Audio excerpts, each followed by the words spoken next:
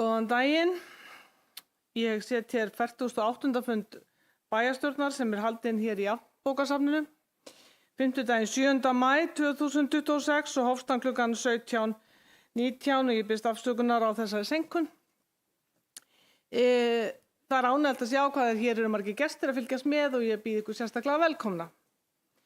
Þeir sem að sitja þennan fund eru annars Steinunn Ingibjörg Magnúsdóttir, sú sem hér stendur, Hrafnhildur Hallvarðsdóttir, Þórhildur Eyþórsdóttir, Ragnar Ingi Sigurðsson, Ragnar Már Ragnarsson, Haukur Garðarsson, Heiðrún Höskuldsdóttir, Jakob Björgvin Jakobsson og Jón Sindri Emilsson sem að sér útsendinguna fyrir okkur og Gígja Steinsdóttir er hér einnig og fundargerð er ritið á Jakob Björgvin.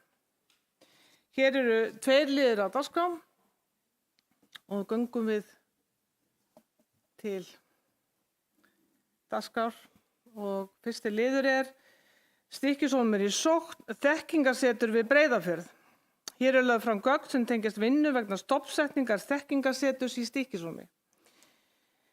Bæjarráð fól bæjarstjóra og verkefnisstjóra á 47. fundi sínum að vinna að gerð viljayfirlýsingar við menningar, nýsköpunar og háskólaráðherra verkefnið. Orðið er laust undir þessum fyrsta lið. Ragnar Ingi Sigurðsson, bæjarfulltrúi í Hálistað, bað orðið, gerðu svo vel.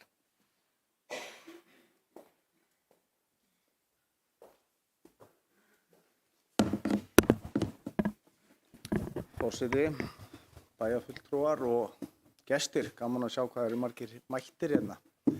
Ég ætla að fá að lesa upp bókun Hálistans undir þessum lið.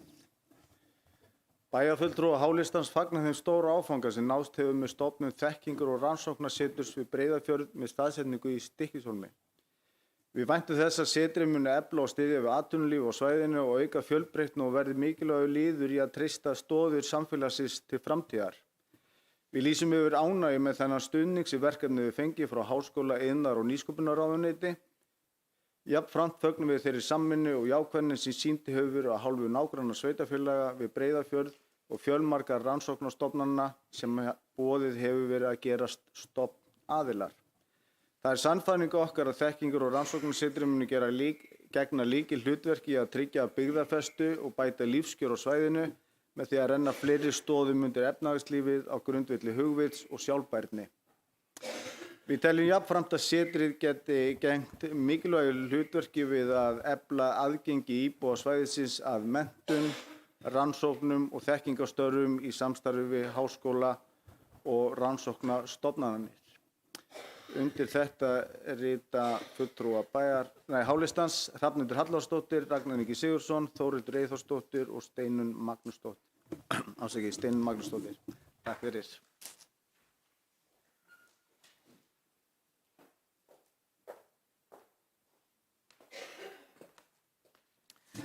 Takk fyrir þetta, Ragnar Ingi. Orðið er enn laust undir lið 1.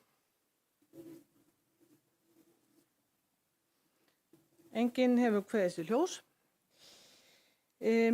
Bæjarstjórn fagnar því að menningar, nýsköpunar og háskólaráðherra Íslands hafi samþykkt að setja fót þekkingarsetur á Vesturlandi með staðsetningu í Stykkishólmi. Bæjarstjórn telur að verkefni geti orðið mikilvæg lyftistöng fyrir samfélagið á sviði menntunar, rannsókna, nýsköpunar og atvinnuþróunar. Bæjarstjórn samþykkir samhljóða að fela bæjarstjóra að ganga til samninga við menningar, nýsköpunar og háskólaráðuneytið í samræmi við fyrirliggjandi gögn og undirrita fyrir hönd sveitarfélagsins þau gögn sem tengjast verkefninu þannig að það nái fram að ganga. Hver eru samþykkið þessu? Og það er samþykkt samhljóða. Þá komum við að lið 2, eða seinni lið á þessum fundi. Það er ársreikningur sveitarfélagsins Stykkishólms 2025. Lagður er hér fram til síðari umræðu ársreikningur sveitarfélagsins fyrir árið 2025. Bæjarstjórn samþykkti á 47. fundi sínum að vísa ársreikningi til síðari umræðu í bæjarstjórn.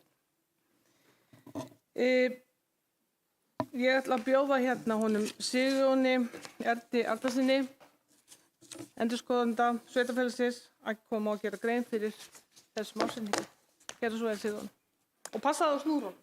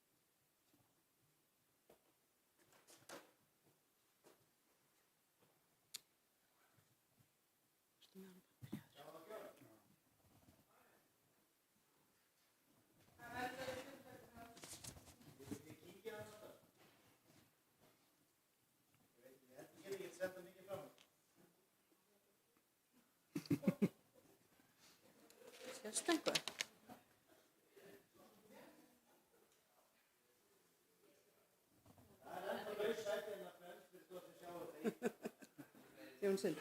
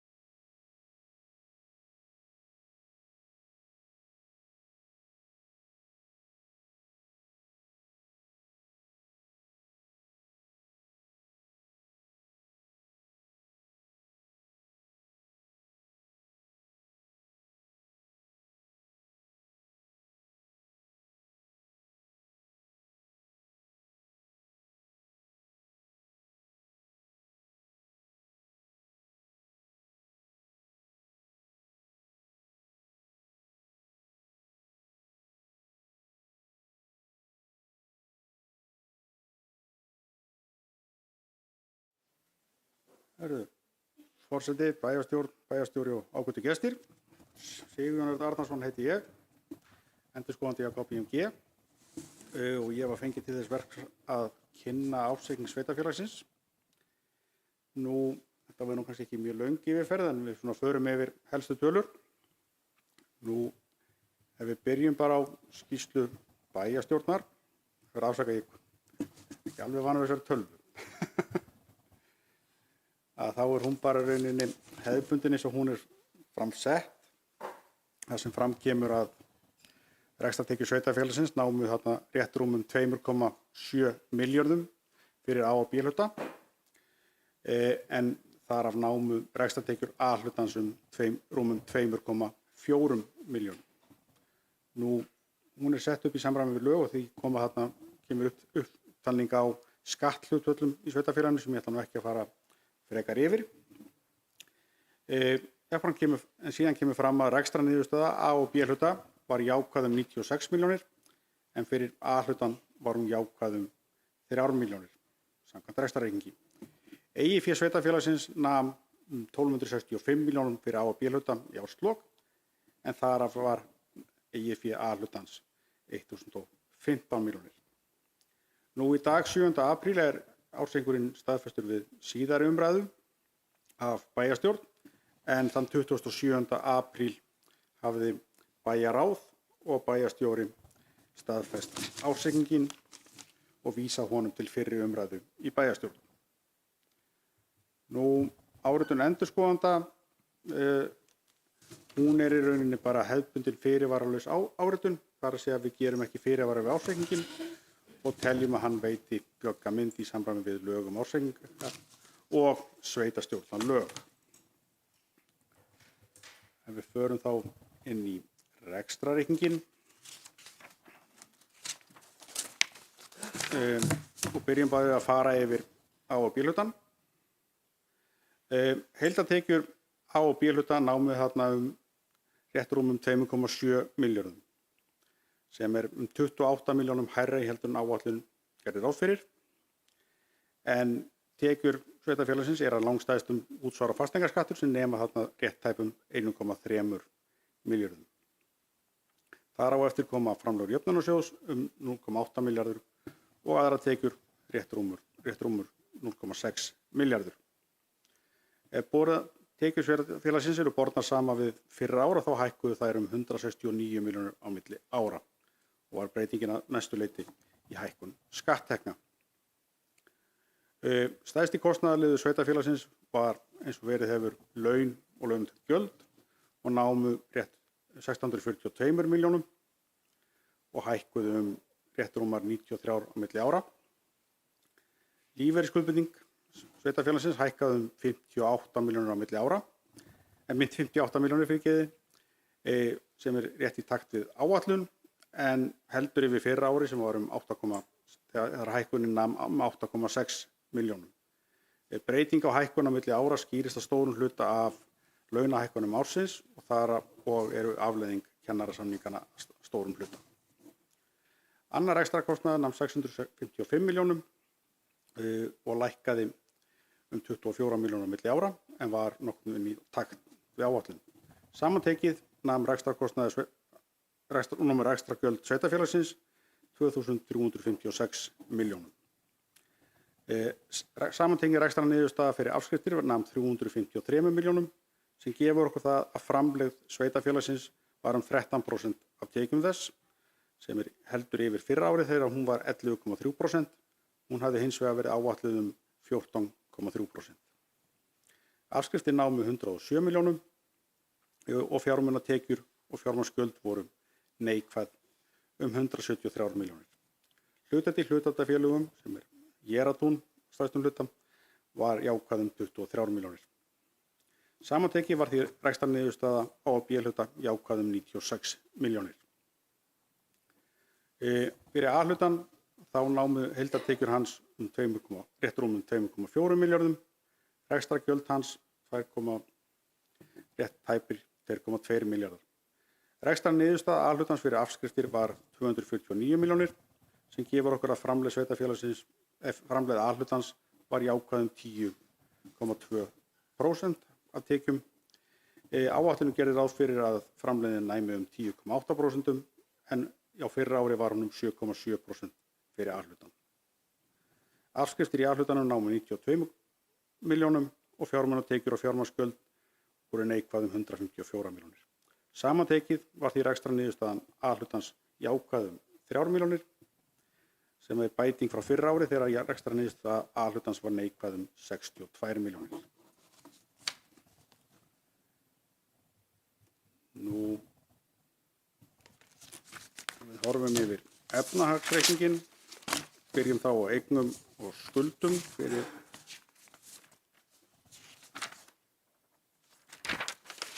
A og B-hlutan. Nú helsta eign sveitarfélagsins eru varanlegir rekstrarfjármunir. Þar undir eru fasteignir og lóðir, veitur og hafnir og síðan önnur áhald og tæki. Varanlegir rekstrarfjármunir námu rétt rúmum 4,1 milljarði í árslok 2025 og hækkuðum tæpar 450 milljónir á milli ára sem skýrist af fjárfestingum ársins, endurmati lóða og lendna að frádregnum afskriftum. Áhættufjármunir námu 390 milljónum og lækkuðu vegna lækkun eignarhluta. Samantekið voru því fastafjármunir rétt rúmir 4,5 milljarðar. Veltufjármunir sveitarfélagsins námu 307 milljónum. Þar af eru stæðist óinnheimtar tekjur 216 milljónir. Handbært fé sveitarfélagsins sem tilheyrir veltufjármunum nemur 63 milljónum í árslok. Heildareignir sveitarfélagsins námu því 4,8 milljörðum og hækkuðum rétt 445 milljónir á milli ára. Fyrir A-hlutan þá námu varanlegir rekstrarfjármunir hans 3,6 milljörðum, áhættufjármunir 0,3 milljarði og fastafjármunir 3,9 milljarðum. Veltufjármunir A-hlutans nema 0,3 milljörðum. Samantekið eru eignir A-hlutans rétt rúmir 4,2 milljarðar. Við horfum á skuldahliðina. Eigið fé sveitarfélagsins fyrir A og B-hluta 1265 milljónir sem gefur okkur að eiginfjárhlutfall sveitarfélagsins nemur 26% í árslok af heildareignum. Lífeyrisskuldbinding nemur í árslok 443 milljónum. Skuldir við lánastofnanir nema 2.364 milljónum og hækkuðu rétt rúmar 150 milljónum milli ára sem skýrist af að lántaka var umfram afborganir lána og verðbótum. Búseturéttur nemur í árslok 116 milljónir og langtímaskuldir því samtals 2.480 milljónum. Skammtímaskuldir sveitarfélagsins nema 637 milljónum og hækkuðu 72 milljónir á milli ára sem skýrist að stórum hluta af ógreiddum framkvæmdakostnaði sem er inn í öðrum skammtímaskuldum sem inniheldur aðalega viðskiptaskuldir sveitarfélagsins, ógreiddan framkvæmdakostnað og launaskuldir. Skuldir og skuldbindingar nema því 3.560 milljónum. Ef litið til fjárhagslegra viðmiða sveitarfélagsins þá skuldaviðmið A og B hlutans 111% í árslok 2025 samanborið við að það var 109% í árslok 2024.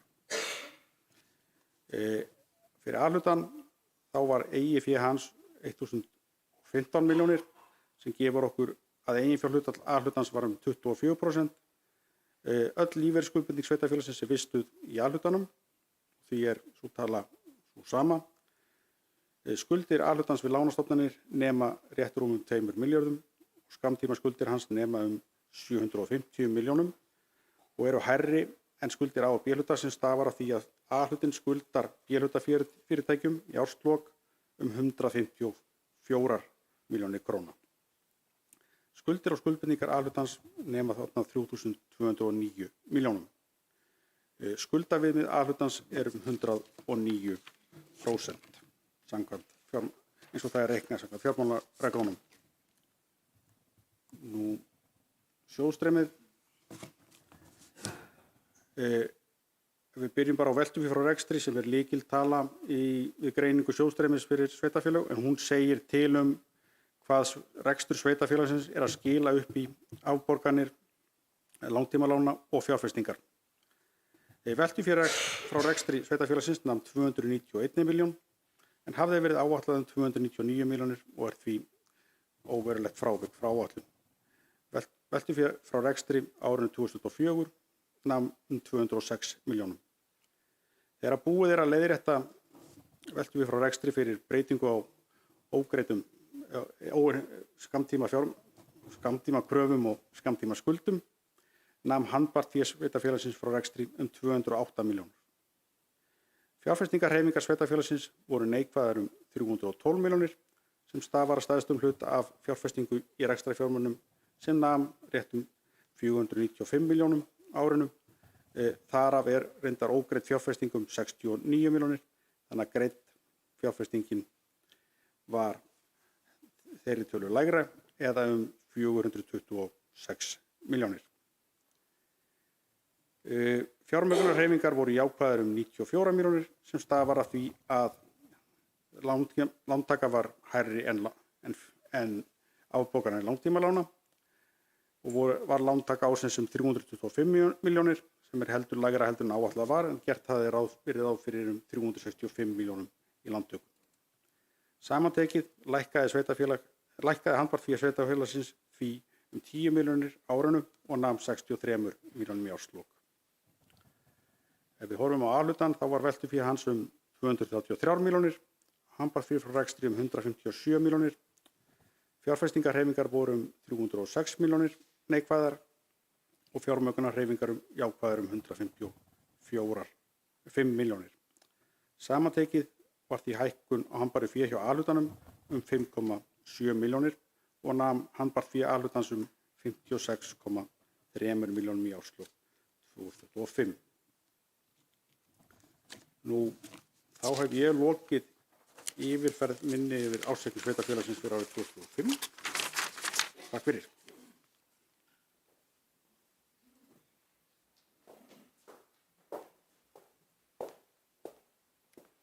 Takk kærlega fyrir þetta, Sigurjón. Gott yfirlit. Þá ætlar Jakob Björgvin bæjarstjóri að fara yfir helstu lykiltölur í ársreikningnum. Gerðu svo vel, Jakob. Og þú að tengja.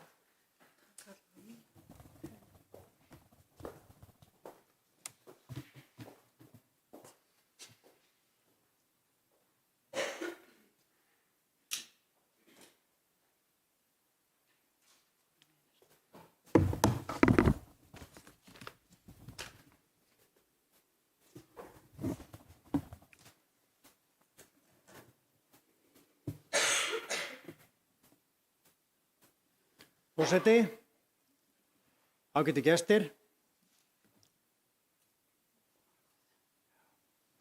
Ég mun gera í stuttu máli grein fyrir árinu 2025 og fara svona stuttlega yfir helstu lykiltölur ársreikningsins til viðbótar við þá ágætu yfirferð sem að Sigurjón fór hér yfir áðan.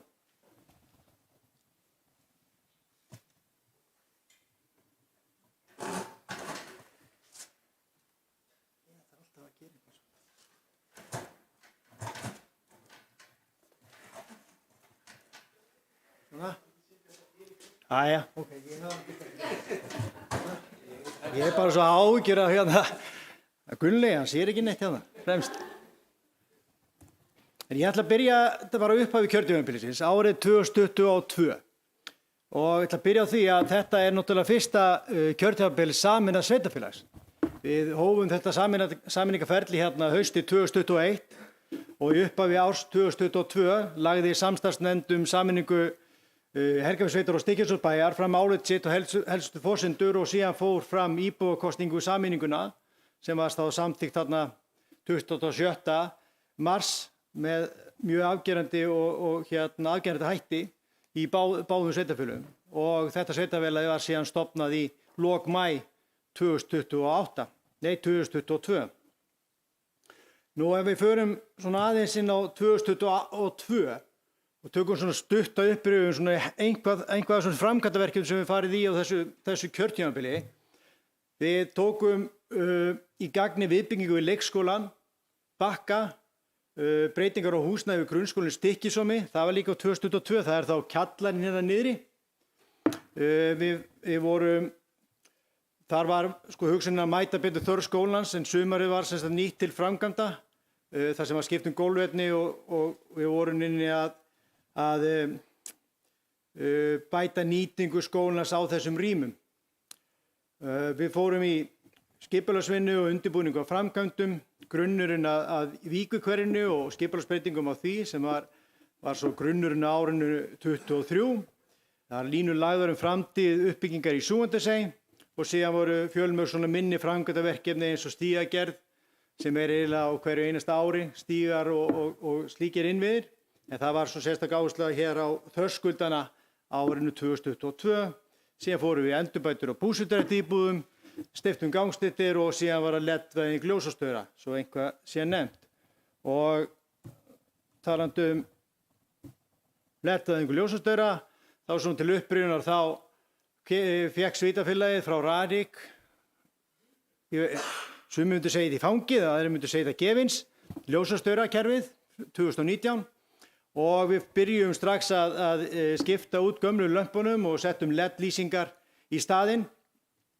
Og á árum 2022 var töluvert stór hluti sveitarfélagsins þá LED-væddur en við munum klára rauninni þessa LED-væðingu núna á þessu ári og hefur þessi aðgerð í rauninni og þessi fjárfesting skilað sér í töluverðum rekstrarbata. Ég held að þetta sé einhvers staðar milli 3 til 6 milljónir á ári sem minni rekstrarkostnaður í rafmagni, einungis út af þessari fjárfestingu.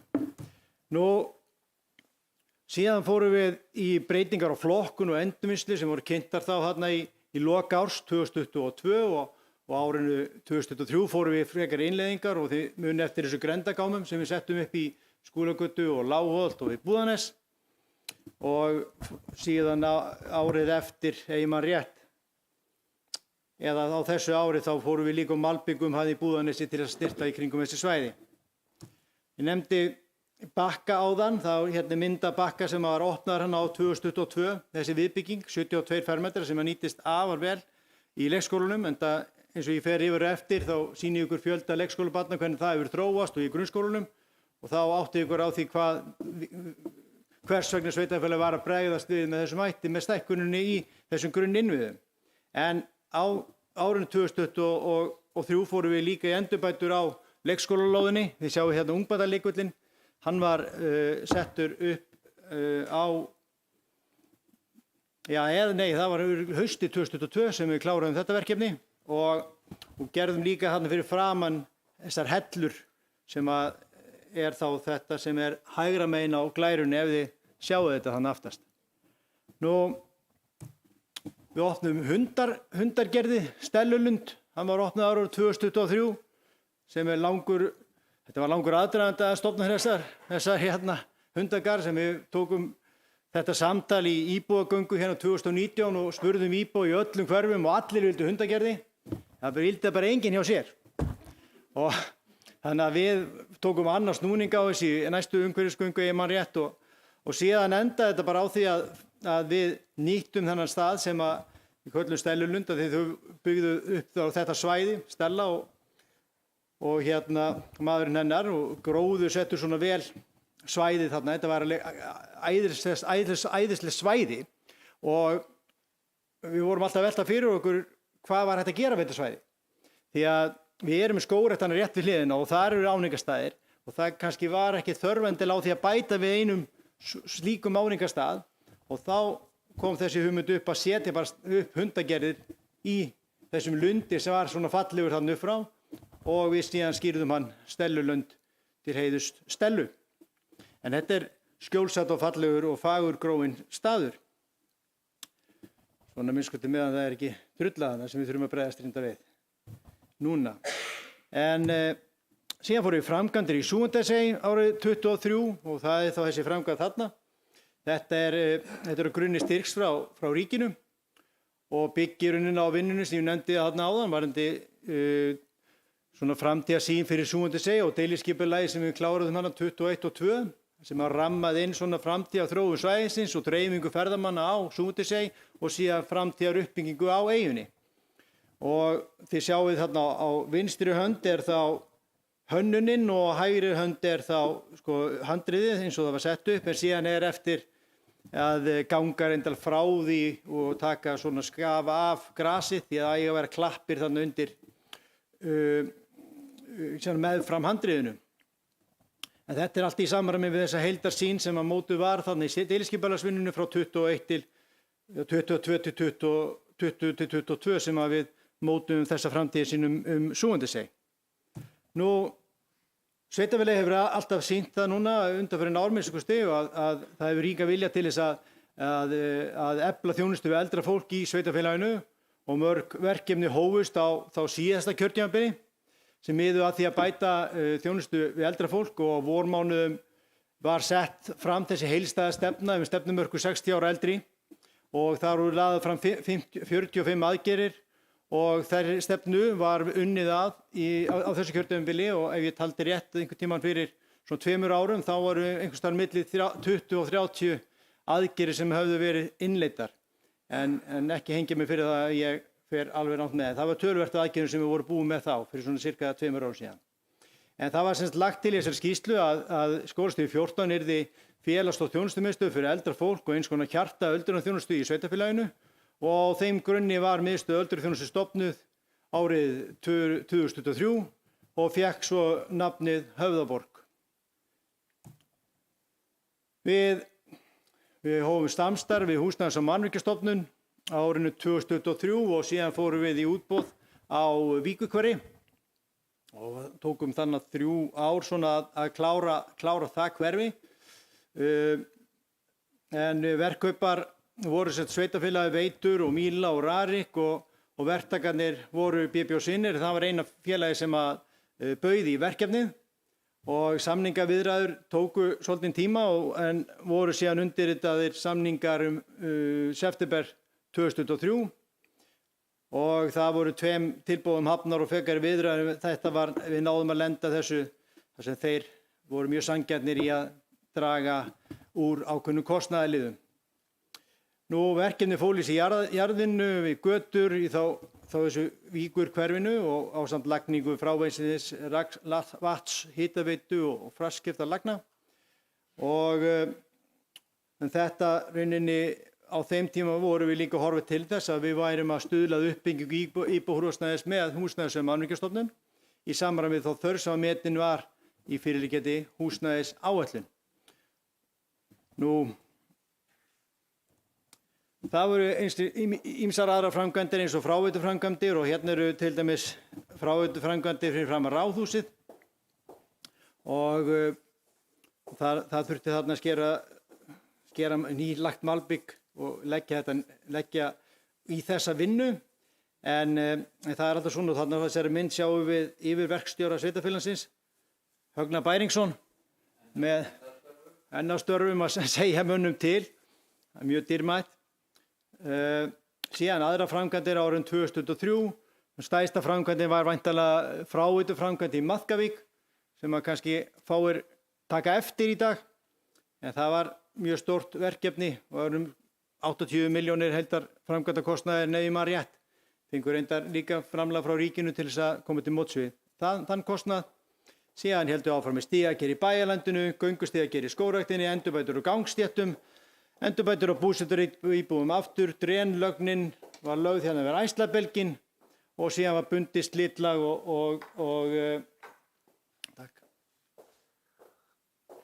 og bætt aðgengi að íþróttahúsinu. Það er þá þetta malbygg sem er hérna í kringum íþróttavöllin. Það var gert á árinu 2023.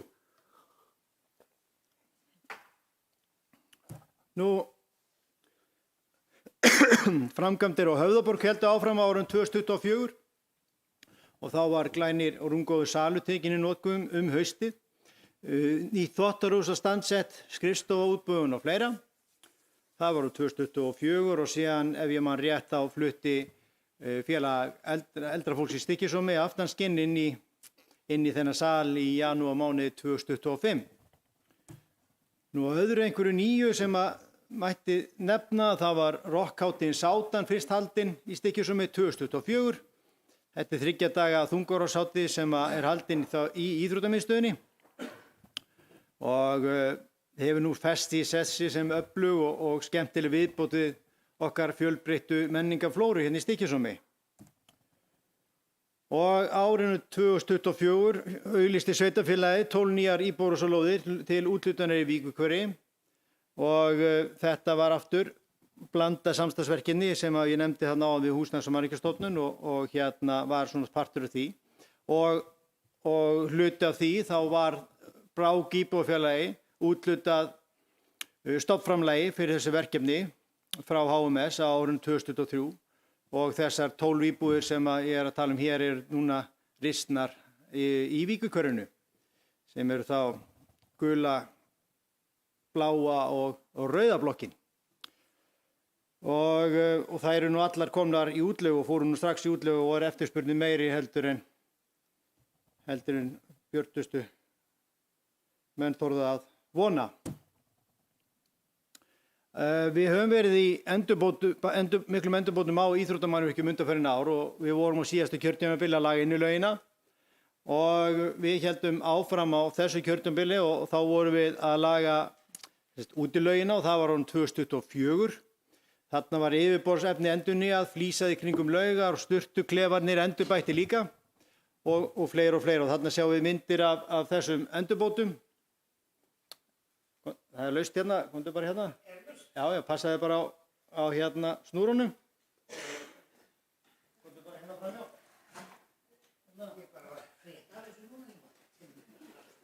Passaði bara á snúrunum fram hjá.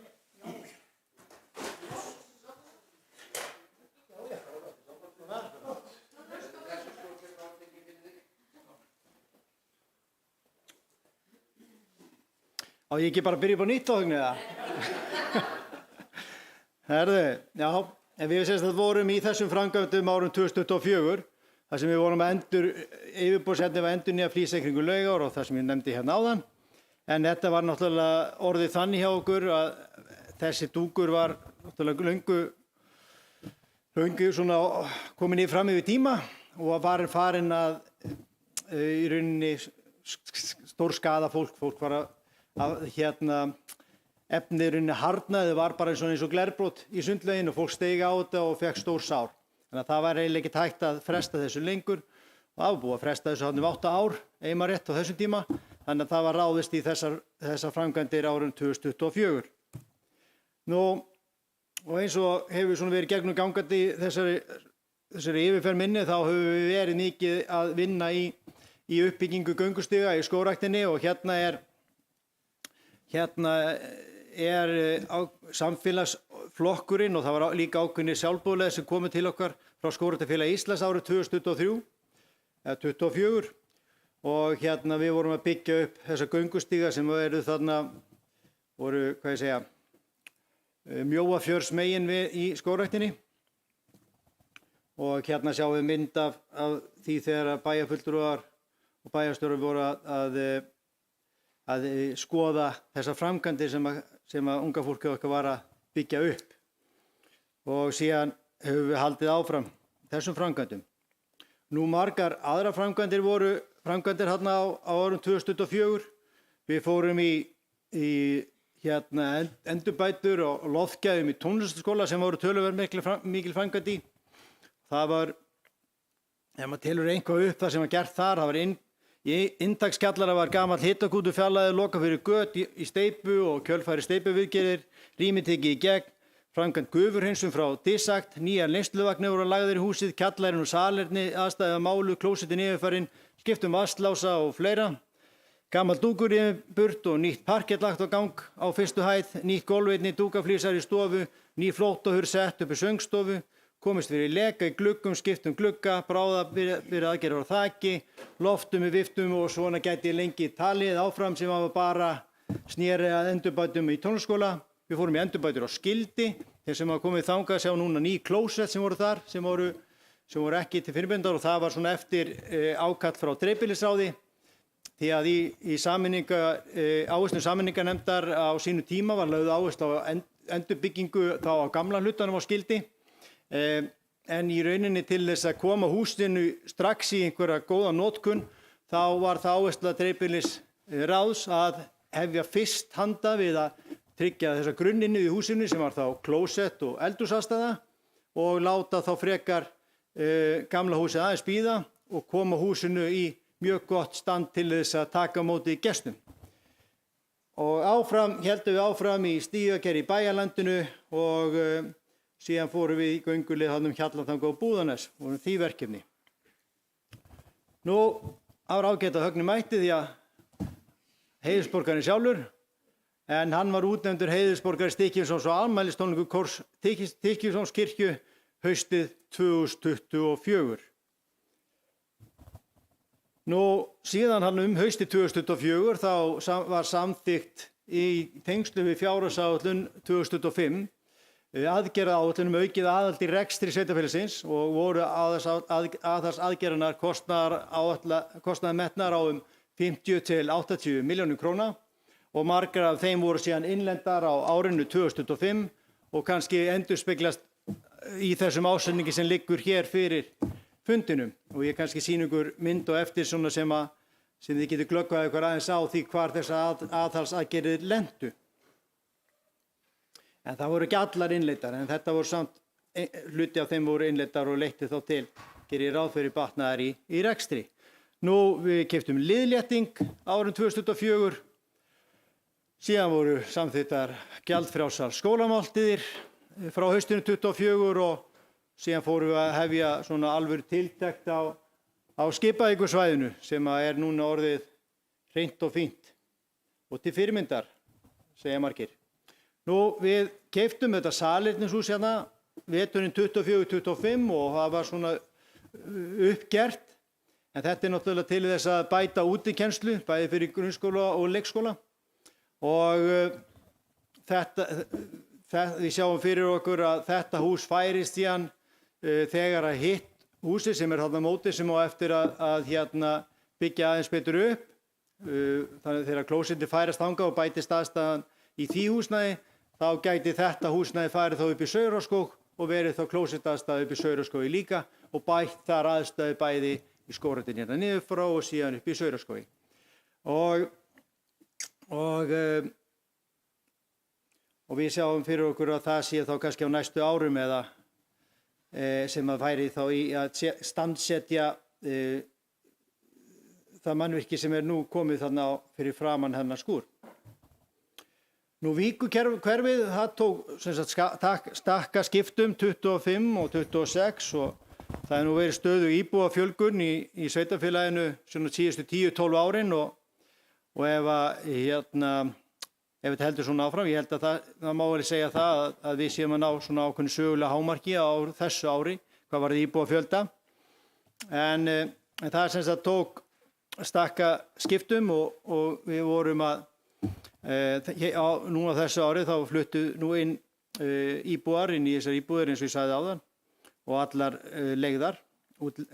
Þessar íbúðir allar komið í útleigu og síðan eru náttúrulega hófust framkvæmdir hjá Stólpa á síðasta ári en þeir munu klára sína vinnu á þess ári og reisa þá 10 íbúðareiningar þarna á Víkursvæðinu og þá er það í rauninni 34 íbúðareiningar annarkvort byggðar eða í uppbyggingu á Víkursvæðinu frá því að við hófum framkvæmdir 23 á þessum 2-3 árum sem ég held að það verði bara teljast mjög gott. Nú, mikla breytingar voru síðan gerðar á húsnæðismálu grunnskólans í Stykkishólmi árið 2025 en unnið var markvisst að þessu á því ári að bæta aðbúnað innviði skólans í samræmi við þá fjárhagsáætlun sveitarfélagsins sem var samþykkt haustið 2024 en það var sem sagt ráðist í framkvæmdir sem fólu meðal annars í sér 350 fermetra viðbyggingar. Annars skiptast þær í nýja kennslustofur og sem þið sjáuð hérna á myndinni og verkefnastjórinn, káti verkefnastjórinn er þarna ég sjáu það reyndar ekkert, hann er mjög lítill á þessari mynd, hann er vanalega miklu stærri. En hérna við fórum líka í að byggja upp nýtt rými fyrir tómstund og æskulíðsstarfs sem er þá fyrir Regnbogalandið og líka svo sem hugsa fyrir Exið og fleira. En það er um 150 fermetrar sem er þá tenging við íþróttamiðstöð Stykkishólms og Regnbogalandið er núna starfrækt í.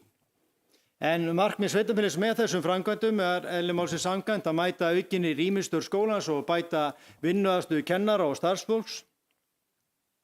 Og ný og endurbætt rými gefa náttúrulega skólanum kleift að skipuleggja kennslu, stoðþjónustu, frístundastarf með fjölbreyttari, nútímalegri og sveigjanlegri hætti. Nemendur munu njóta nú aukins rýmis og betri aðstöðu til náms, sköpunar og samveru sem stuðlar þá að aukinni vellíðan, virkni og enn jákvæðari skólabrag. Ég held að húsnæðin taki sér nú bara prýðilega út og hafa reynst dýrmætt viðbót við húsakost skólans og tómstundastarfs sveitarfélagsins. En síðan er vert að nefna það líka að auk þessar framkvæmda þá var sett upp lyfta í grunnskólanum á árinu 2025 og hérna sem hefur staðið reynda til frá byggingu skólans en sem á nef að bæta aðgengi og tryggja betri aðstöðu fyrir alla nemendur og starfsmenn. Nú árið 2025 opnaði pottasvæði við Sundlaug á ný eftir miklar endurbætur og þið sjáu þarna myndir af nýju pottunum og síðan þessum sánaklefa eða sána og infraredd klefa. Og ég veit ekki betur en að þetta hafi vakið bara mikla rukku og annars er þetta að ræða hefðbundin klórport sem er þessi kaldari og þessi heitari er með okkar einstaka heilsuvatni sem að við í þessu sveitarfélagi státum af. En báðir pottanir eru hærri frá jörðu en sem voru fyrir en það er til þess að bæta aðgengi fyrir alla gesti. Nú árið 2025 var gólfi í íþróttasalnum líka endurnýjað og síðan stendur til núna þessu ári að bæta koma fyrir rakastýringu í húsnæðinu og hérna sjáum við myndir af þessu glæsilega íþróttasal sem við megum sem er þá undirstaða þess að við getum sótt aftur og enn meira fram í íþróttastarfi hér í sveitarfélaginu. Nú, við fórum í malbirguna aðgerðir eða framkvæmdir og hraðatakmarkandi aðgerðir á árinu en það voru umfangsmiklar framkvæmdir í sjálfu sér á götum í sveitarfélaginu á síðasta ári eins og margir hafa tekið eftir og það var Aðalgatan og Borgarbrautin og Víkurhverfi og síðan göngustígurinn sem er við Algötuna. Og hérna kannski er betra yfirlit yfir þessar framkvæmdir sem voru í Víkurhverfinu og síðan þessi mynd hérna svona hvernig þetta var áður en við fórum í þessar framkvæmdir í Víkurhverfinu og settum malbik á. Og veit ekki af með þann fjölda af íbúum sem að búa þar nú að það var ráðist í þessar framkvæmdir á síðasta ári. Nú, við fórum líka í fráveitu, og líka fráveitumál síðasta ári og endurnýjun fór fram á fráveiturlögn undir aðalgötu. Þið sjáu þarna myndir af þeirri framkvæmd, en þetta var náttúrulega ófyrirséð framkvæmd og var meðal annars ástæða þess að við tókum viðbótarlán á síðasta ári til þess að fjármagna inn í þessa framkvæmd sem að við vorum ekkert að búast við og kom bara í ljósinu í framkvæmd vegagerðarinnar á aðalgötunni að við þurftum að ráðast í þessa framkvæmd. Og síðan það sem sjáðu hérna á vinstri hönd, þessi mynd hérna, þetta er ofanvatnslautin í Víkurhverfi sem að tengist á fráveitu framkvæmdum sveitarfélagsins. Og einhverja styrki kannski getum við fengið frá ríkinu upp í þennan kostnað eða þessar fjárfestingar. En í rauninni er það kannski bara vaskurinn tilbaka sem við þegar búin að greiða ríkinu, sko. Þetta er sirka svoleiðis. Nú, við fórum í hraðatakmarkandi aðgerðir, vorum þarna á Silfurgötu og það er fleiri aðgerðir sem eru fyrirhugaðar í sveitarfélaginu og er þetta í samræmi við íbúagöngu fyrst sem var farin 2019. Það var mikið ákall bætt umferðaröryggi, sérstaklega á Silfurgötunni frá íbúum og þetta endurspeglaði síðan í umferðaröryggisáætlun sem við gáfum út einhvern tímann kringu 2021 og þetta er partur af þeirri innleiðingu og var unnin í samráði við íbúa á Silfurgötu. Síðan er alltaf þetta að nefna mörg minni verkefni sem að get ekki komið fyrir hér árið 2025. Það var náttúrulega áframhaldandi göngustígar í skógræktinni og þar má nefna stíginn sem er þá, upp miðjuna í vinstra meginni þegar kemur að skógræktinni hérna. Ég kann eiginlega ekki betur að segja, þeir stóri stígun sem er upp hérna, er Björn Óskar hérna? Hvað heitir þetta? Upp á Grænsásinn, í miðjuna. Já, þið vitið hvað ég er að tala vonandi. Ef ekki, þá hvet ég ykkur til að fara þarna og ganga alveg til fyrirmyndar. Nú, hérna er Jón Aðalsteins að klára smíði á tröppur upp á Höfðaborg. Þetta er nýja tröppur í vesturingang á Höfðaborg sem er þá verið vörumóttöku fyrir eldhúsið og ég er svona gaman að kannski að sýna svona framkvæmd því að það eru fullt af alls konar svona framkvæmdur sem eru framkvæmdar á sveitarfélaginu sem að svona fara mjög mikið fram hjá fólki út allt sveitarfélagið. Nú, síðan maður horfir á samkomuhúsið, þá var það í rauninni dróst reyndar inn á þetta ári en ég ákvað að taka þetta bara með og samkomuhúsið fundi verkefni í samræmi við þá fjárhagsáætlun sem samþykktar á síðast ári og nú er komin gólfhermir og rennibekkir og annað í þessu húsi sem er bara vel til fundið og síðan stóðst ekki mótið en að nefna nýjustu framkvæmd sveitarfélagsins sem er þá að skipta loksins þetta gervigra sem er búið að valda foreldrum hugarangri í mörg ár með svörtum fötum og öðru slíku.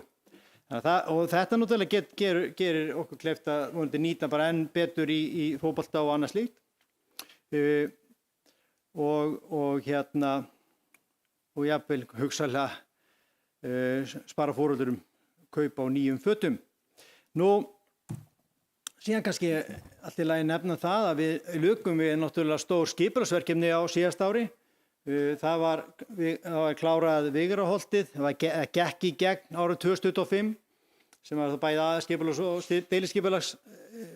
nýtt deiliskipulag og aðalskipulagsbreyting upp í Helgafelssveit. Nú síðan vorum við að hefja vinnurinn við nýtt aðalskipulag og það var skipulagslýsing sem var samþykkt núna á vormánuðum og er þá verkefnið næstu bæjarstjórnar að taka það verkefni áfram og klára. Nú við lukum við breytingu á aðalskipulag sveitarfélagsins og 2 nýjum deiliskipulögum fyrir Kallhamra og Hamraenda en það var ljóst svona þegar árið 2020 og 2021 að atvinnulóðir voru mjög takmarkar hjá okkur af því það var búið að byggja svo mikið atvinnuhúsnæði í sveitarfélaginu að við þurftum að horfa til lengri tíma og þá fórum við í þessa vinnu í að skipuleggja ný atvinnusvæði og þau eru nú tilbúin og það er búið að samþykkja hefja vinnu við gatnahönnun á þessu svæði þannig að það verið tilbúið þegar kalli kemur uppbyggingu á þessu svæði og hefur þegar lýst áhuga á því að byggja þarna upp. Nú að svona öðrum verkefnum þá var Snæfellsnes fyrsti UNESCO vistvangur á Íslandi á síðast ári en þetta er verkefni sem búið búið að vinna að í 5 ár og svæðisgarðurinn var svona í umboði íslenska stjórnvalda að vinna að þessari vinnu og vistvangurinn á Snæfellsnesi bætist nú í UNESCO fjölskylduna á Íslandi en ég bara hvet ykkur til að lesa nánar það á unesco.is. Nú, þetta var líka viðburðitt árið 2005, fjölmargir viðburðir var haldnir, bæði stórir og smærri og endurspeglaði lifandi og fjölbreytt menningarlíf í sveitarfélaginu. Tónlistarhátíðin Heim í Hólmi var fyrst haldin árið 2004 og á hátíðinni fara fram tónleikar í heimahúsum, heimagörðum eða óvinnulegu stöðum víðsvegar bæinn. En síðan voru margir menningarviðburðir haldnir náttúrulega á árinu 2025, hræðileg helgi í febrúar, Þorrablót, Sátan, Skottúfan, Stykkishólmur, Kokteilvíkin, Júlíana, Fjallkonan, aflaunakeppni Heim í Hólmi tónlistarhátíð sem ég var að nefna hérna áðan. Heilsudagar í Hólmunum var haldnir í lok september eins og það hafa gert áður, Norðurljóshátíðin og hrekkjavaka. Og síðan í nóvember voru 180 ár liðin frá því Árni Thorlacius hóf samfelldar veðurmælingar í Stykkishólmi sem hafa staðið óslitið síðan.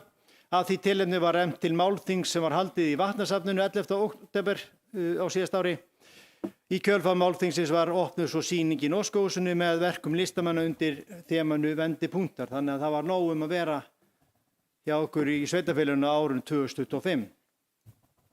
Nú, stór þáttur í starfi bæjarstjórna og sveitarfélaga er að gæta hagsmuna sveitarfélaga gagnvart ríkinu og árinu 2025 beitti bæjarstjórn sér að krafti fyrir uppbyggingu þjóðvega sem að liggja að og í sveitarfélagi.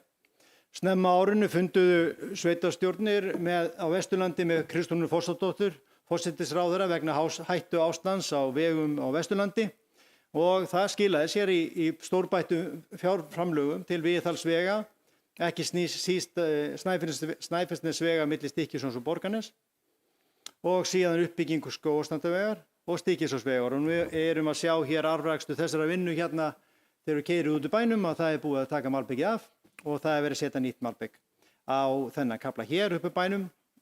Miskunnið hafins og vegferð sem var bara frábært en auðvitað voru við búin á árun áður að ná að fá vegagerðina til þess að klára malbikið frá þar sem við kemur inn í bæinn og að bónus í framhaldi af því sem við fengum vegagerðina til þess að malbika árið 2021 frá Baldri og að bónus. Þannig að við kláruðum það verkefni á þessum 5 árum. Nú, og síðan er það uppbygging Skógarstrandarvegar og það er núna næstu dögum eða vikum mun útboð fara fram á þá uppbyggingu vegarins frá Stykkishólmsvegi og að Svelgsá, einhvers 5 kilometrar og þá erum við búin að ná þá þessu áherslumáli sem var lagt upp með í sameiningu Stykkishólmsbæjar og Helgafellssveitar árið 2022 að leggja áherslu á uppbyggingu hér innan okkar sveitarfélags en ekki bara Dalamegin. Og það var nú ekki sjálfgefið en við náðum því á hendunum með því að vera svona duglega minna á þetta og það skila sér á endanum. Nú, síðan lagði bæjarstjórn þunga áherslu á árinu og bara á 25 og síðan líka reyndar á þessu ári á mikilvægi skelbóta. Nú, fyrst gagnvart matvælaráðherra sem var þá með sjávarútvegsmálin öll á sinni hendi en síðan þegar þessi málaflokki var svona skipt og hent til innviðaráða ákveðnu hluta þá beittist á þessi hagsmunagæsla gagnvart innviðaráðherra sem er þingmaður þessa kjördæmis. Nú og málið er núna komið fyrir vind í bili sem er bara vel og við þurfum bara að halda áfram að standa vörðum okkar hagsmun hér í sveitarfélaginu. Nú síðan var haldinn líka ríkisráðsfundur hérna í Stykkishólmi þar sem að ríkisstjórnin fundaði með sveitarstjórnarfólki Vesturlandi og heimamönnum og ríkisstjórnin bauð jafnfram félagsmönnum í aftanskinn og öðru eldra fólki í sveitarfélaginu í kaffisamlætis og Höfðaborg og tókst það bara mjög vel til. Nú við erum að gæta að ríkisstörfum hérna í sveitarfélaginu og þeim hefur fækkað en eru 89 í dag. Hefur svona staði nokkuð í stað síðustu ár en fækkaði töluvert hérna frá árinu svona 2014 til 2020, 19. Nú að önnur samfélagsmál, nú Eyrbyggjutrefilinn haustið 25 tildök Hafnarsvæði sem á Skipavík sem var klárað, verkefni sem nefndi hérna áðan við hófum á sínu tíma, samstarfssamningu milli sveitarfélagsins og Snæfells. Hólmar tóku til hendinni á flokkdeginum. Aðstaða fyrir gesti tjaldsvæðisins var stórbætt þegar ný viðbygging Gólskálans var tekin í notkun, sem þá í rauninni vinstri helmingurinn af Gólskálunum það sem snýr þá að tjaldsvæðisgestum. Og það þá aðstæða sem að sveitarfélagi var að fjármagna, og gólfklúbburinn sjálfur fjármagnaði þá hluta sem sneri þá að þeirra starfsemi. En það var hún full þörf á að koma aðeins með smá innspýtingu inn í þjónustunni hjá okkur á tjaldsvæðinu, sem að hefur svona, við vorum með, ég vil segja, eitt flottast tjaldsvæði á landinu fyrir 20 ára síðan, og við hefum svona ekki alveg haldið þeim standard, og við þurfum kannski aðeins að horfa til þess aðeins að gera betur þar, og við erum náttúrulega með stefnumörkun í þeim efnum sem að liggur fyrir, hvernig við getum svo sem unnið með það áfram, og erum núna þessu ári að fara fjölga á rafmagnstenglum og fleira því slíkt til þess að auka þá þjónustun á tjaldsvæðinu. Nú við erum búin að skrifa undir þá samning sem ég nefndi áðan uppbyggingu í Víkurhverfinu. Á þessu ári við erum við að fara að bæta aðstöðuna í skildi, að fjárfesta í búnaði. Félags- og skólaþjónustan hefur fært aðsetur sitt í Stykkishólmi frá sýsluskrifstofunni og upp á Höfðaborg, sem á vel við, þar sem þeir eru að sinna þessum málaflokkum sem þar starfræktur. Nýr sóknarprestur tók til starfa haustið 25. Björgunarsveitin Berserkir hélt upp á 50 ára afmæli sitt, og síðan var nýtt skilti til minningar Vestufara afhjúpað á höfninni í Stykkishólmi, en það var unnið í samvinnu við ættfræðifélagið Icelandic Roots. Félagið hefur á markmiði að heiðra og halda á lofti sögu Vestufara og hjálpa fólki í Norður-Ameríku og annars staðar í heiminum að finna og efla tengsl við Ísland. Þetta svona fjölmörg önnur verkefni stóðu upp á árinu 25, en vonandi hafið þið svona fengið einhver innsýn í hvað að gerast í samfélaginu okkar og hvað sveitarfélagi og þeim verkefni sem sveitarfélagi hefur komið að. En þá kannski ásreiningun eða undanfara af ásreiningi, sem þá aðeins að bara staldra við og bara rýna aðeins inn í samfélagi, hvað búa margir í sveitarfélaginu. Samkvæmt nýjustu mælingum hjá Þjóðskrá búa núna 1361 í sveitarfélaginu, og þið sjáu hérna upptalningu, eða þið sjáu kannski ekki, en þeir sem sjá vel sjá að í 2. desember 25 vorum við 1342 samkvæmt Þjóðskrá, 2. febrúar 1348, 2. apríl 1356 og 2. maí 1361.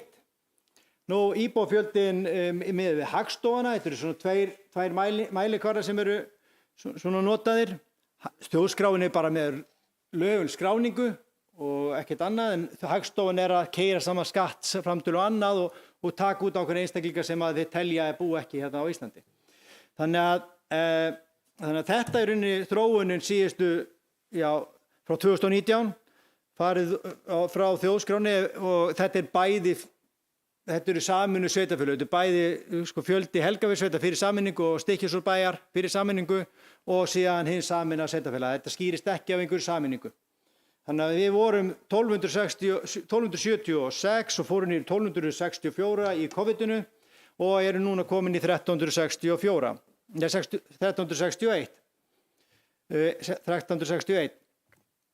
Og ef við förum svona síðustu 20 árin, þá þetta sviðsmyndin. Okkur fór fækkandi þarna á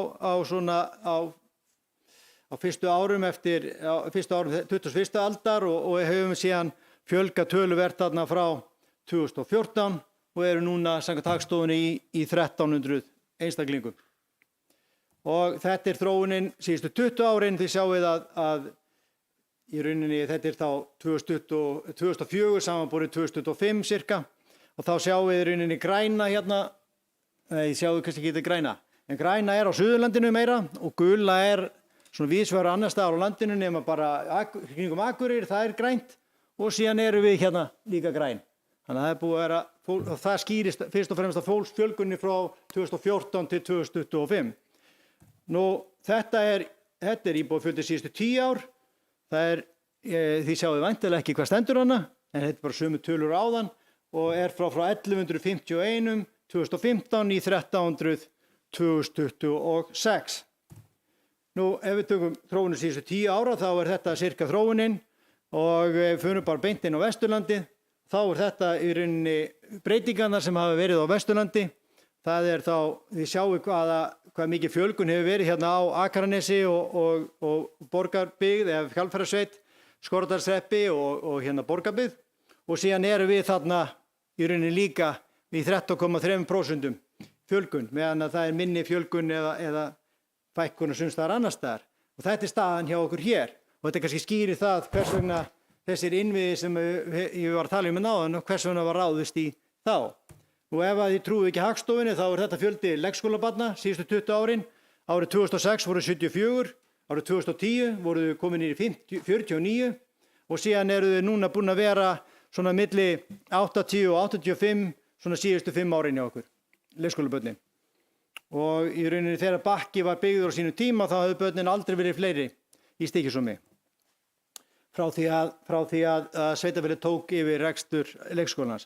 Hérna sjáum við fjöldi barna í grunnskóla síðustu 20 árin og þið sjáum hvernig þeir fækka börnunum frá 2006, 173 börn, eru komin 2013 í 142 börn og erum síðan 2019-2020 þá hafa börnum fjölgað úr því að vera 2020 149 í það að vera í haust komin í 192 börn í grunnskólanum. Og það kannski skýrir líka ástæðan fyrir því að sveitarfélagið fór á stað á þessu ári eða síðasta ári í að auka við innvið í grunnskólanum einmitt til þess að koma til móts við þessa fjölgun sem orðið hefur í fjölda barna í grunnskólanum. Og auðvitað, eins og menn muna, þá var grunnskólinn, þegar börnin voru yfir 200, þá var grunnskólinn náttúrulega á 2 stöðum í sveitarfélaginu. Það var náttúrulega upp á skólastíg og líka hér. Þannig að hérna vorum við með öll börnin hérna á einum hnappi og þannig að það var mjög mikilvægt að reyna að koma til móts við þessa fjölgun og þá eigum við núna inni jafnframt áfram eins og við vorum að nýta til þess stofur hérna til hliðar við okkur. Það var nýtt fyrir kennslurými og nú eigum við hana inni og eigum kannski inni bæði leikskóla og grunnskóla innviði fyrir kannski næstu 10-20 árin fyrir bara eftir hversu fljótt okkur fjölgar. Atvinnutekjur sveitarfélagsins, það eru opinber þjónusta, mestmegnis, þetta er helminga ríki og þetta er helminga sveitarfélag, annars er sjávarútvegurinn sterkur og síðan næst er það ferðaþjónustan og ferðaþjónustan þótt að hún sé þarna kannski undir 10% þá ferðaþjónustan örugglega meira nær 15% að veltu sveitarfélagsins sem að kemur svona heim og saman við áhrif COVID-faraldursins á tekjur sveitarfélagsins árið 2020 sem var umtalsvert miklar. Nú, ég ætla ekki að hafa þetta mikið lengra aðeins að fara hérna inn í ásetningin sem ég ætla nú að vera svona ekki með ítarlega umfjöllun að endurskoðun hefur nú farið yfir hann og gert grein fyrir svona helstu tölum en ásetningurinn er auðvitað bara gerður í samræmi við sveitarstjórnarlög, lög ásetninga og reglugerðir bókað, fjárhagsáætlanir og ásetninga sveitarfélaga. En niðurstaðan í svona stuttu máli eins og Sigurður fór inn yfir áðan að jákvæð rekstrarniðurstaða er 100 milljónir samkvæmt ásetningi og það er jákvæð aðkoma bæði A-hluta sem eru þá þessar 3-4 milljónir og síðan í samstöðu A- og B-hluta. Nú, það er náttúrulega mjög jákvætt að skila jákvæðri niðurstöðu í rekstri og þetta er þarna þessar 96 milljónir króna sem áætlun hefur gerð á fyrir 100 milljónir króna og rekstrartekjur samkvæmt ásetningi A- og B-hluta námu 2,7 milljörðum á árinu en þar námu rekstrartekjur A-hluta 2,4 miljónir cirka á árinu. Og rekstrarniðurstaða fyrir afskriftir og fjármagnsliði var jákvæð 353 milljónir og rekstrarniðurstaða án fjármagnstekna og fjármagnsgjalda var jákvæð 246 milljónir. Nú, en það er rekstrartekjur jukust 7% á milli ára en rekstrargjöld jukust einungis 5% á milli ára. Þannig að það er mjög jákvætt hvernig það er að þróast hjá okkur og var útsvarið líka að þróast mjög með jákvæðan hætti á síðasta ári og var mjög jákvæð sérstaklega hvernig árið 2024 var að þróast með mjög neikvæðan hætti sérstaklega framan að árinu 2024 sem var þá í rauninni grunnur að þessum aðhalsaðgerðum sem ég nefndi áðan sem við fórum í á árinu 2024 sem var þá viðbragð við þessum tekju samdrætti sem voru að sjá fyrir í útsvari á 2024. En veltufjárhagur rekstri var ár 25 291 milljón og handbært fé 63 milljónir. Fjárfestingar sveitarfélagsins árið 2025 voru 495 milljónir og lántökunámur 325 milljónir og ekki fullnýtt lántöku heimild samkvæmt fjárhagsáætlun sem var 355 milljónir eða 365 milljónir eitthvað svoleiðis, ég man það ekki alveg. En afborgun langtímalána voru 231 miljón. Og ef maður fer í viðmið eftirlitsnefndar þá skulda viðmið A og B hluta sveitarfélagsins í árslok 111 en var 109 í árslok 2024. Og síðan ef við förum bara í svona þetta yfirleitt hér, ég átta mig ekki á því hversu mikið þið sjáu þetta, en í rauninni fyrsta línan er bara rauntölur ásetningi 24, næsta er rauntölur og ásetningi 25 og síðan sjáum við hérna áætlinni sveitarfélagsins 26, 7, 8 og 9.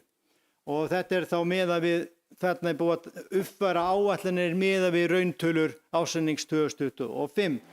Og samkvæmt þessu þá sjáum við hvernig veltufjárhag rekstrar þróast. Það var 205 milljónir 24, það er 291 miljón í þá síðasta samkvæmt ásetningi 25 og síðan er hann að þróast með þessum sambærilegum hætti og er þá 307 milljónir í árslok 2029.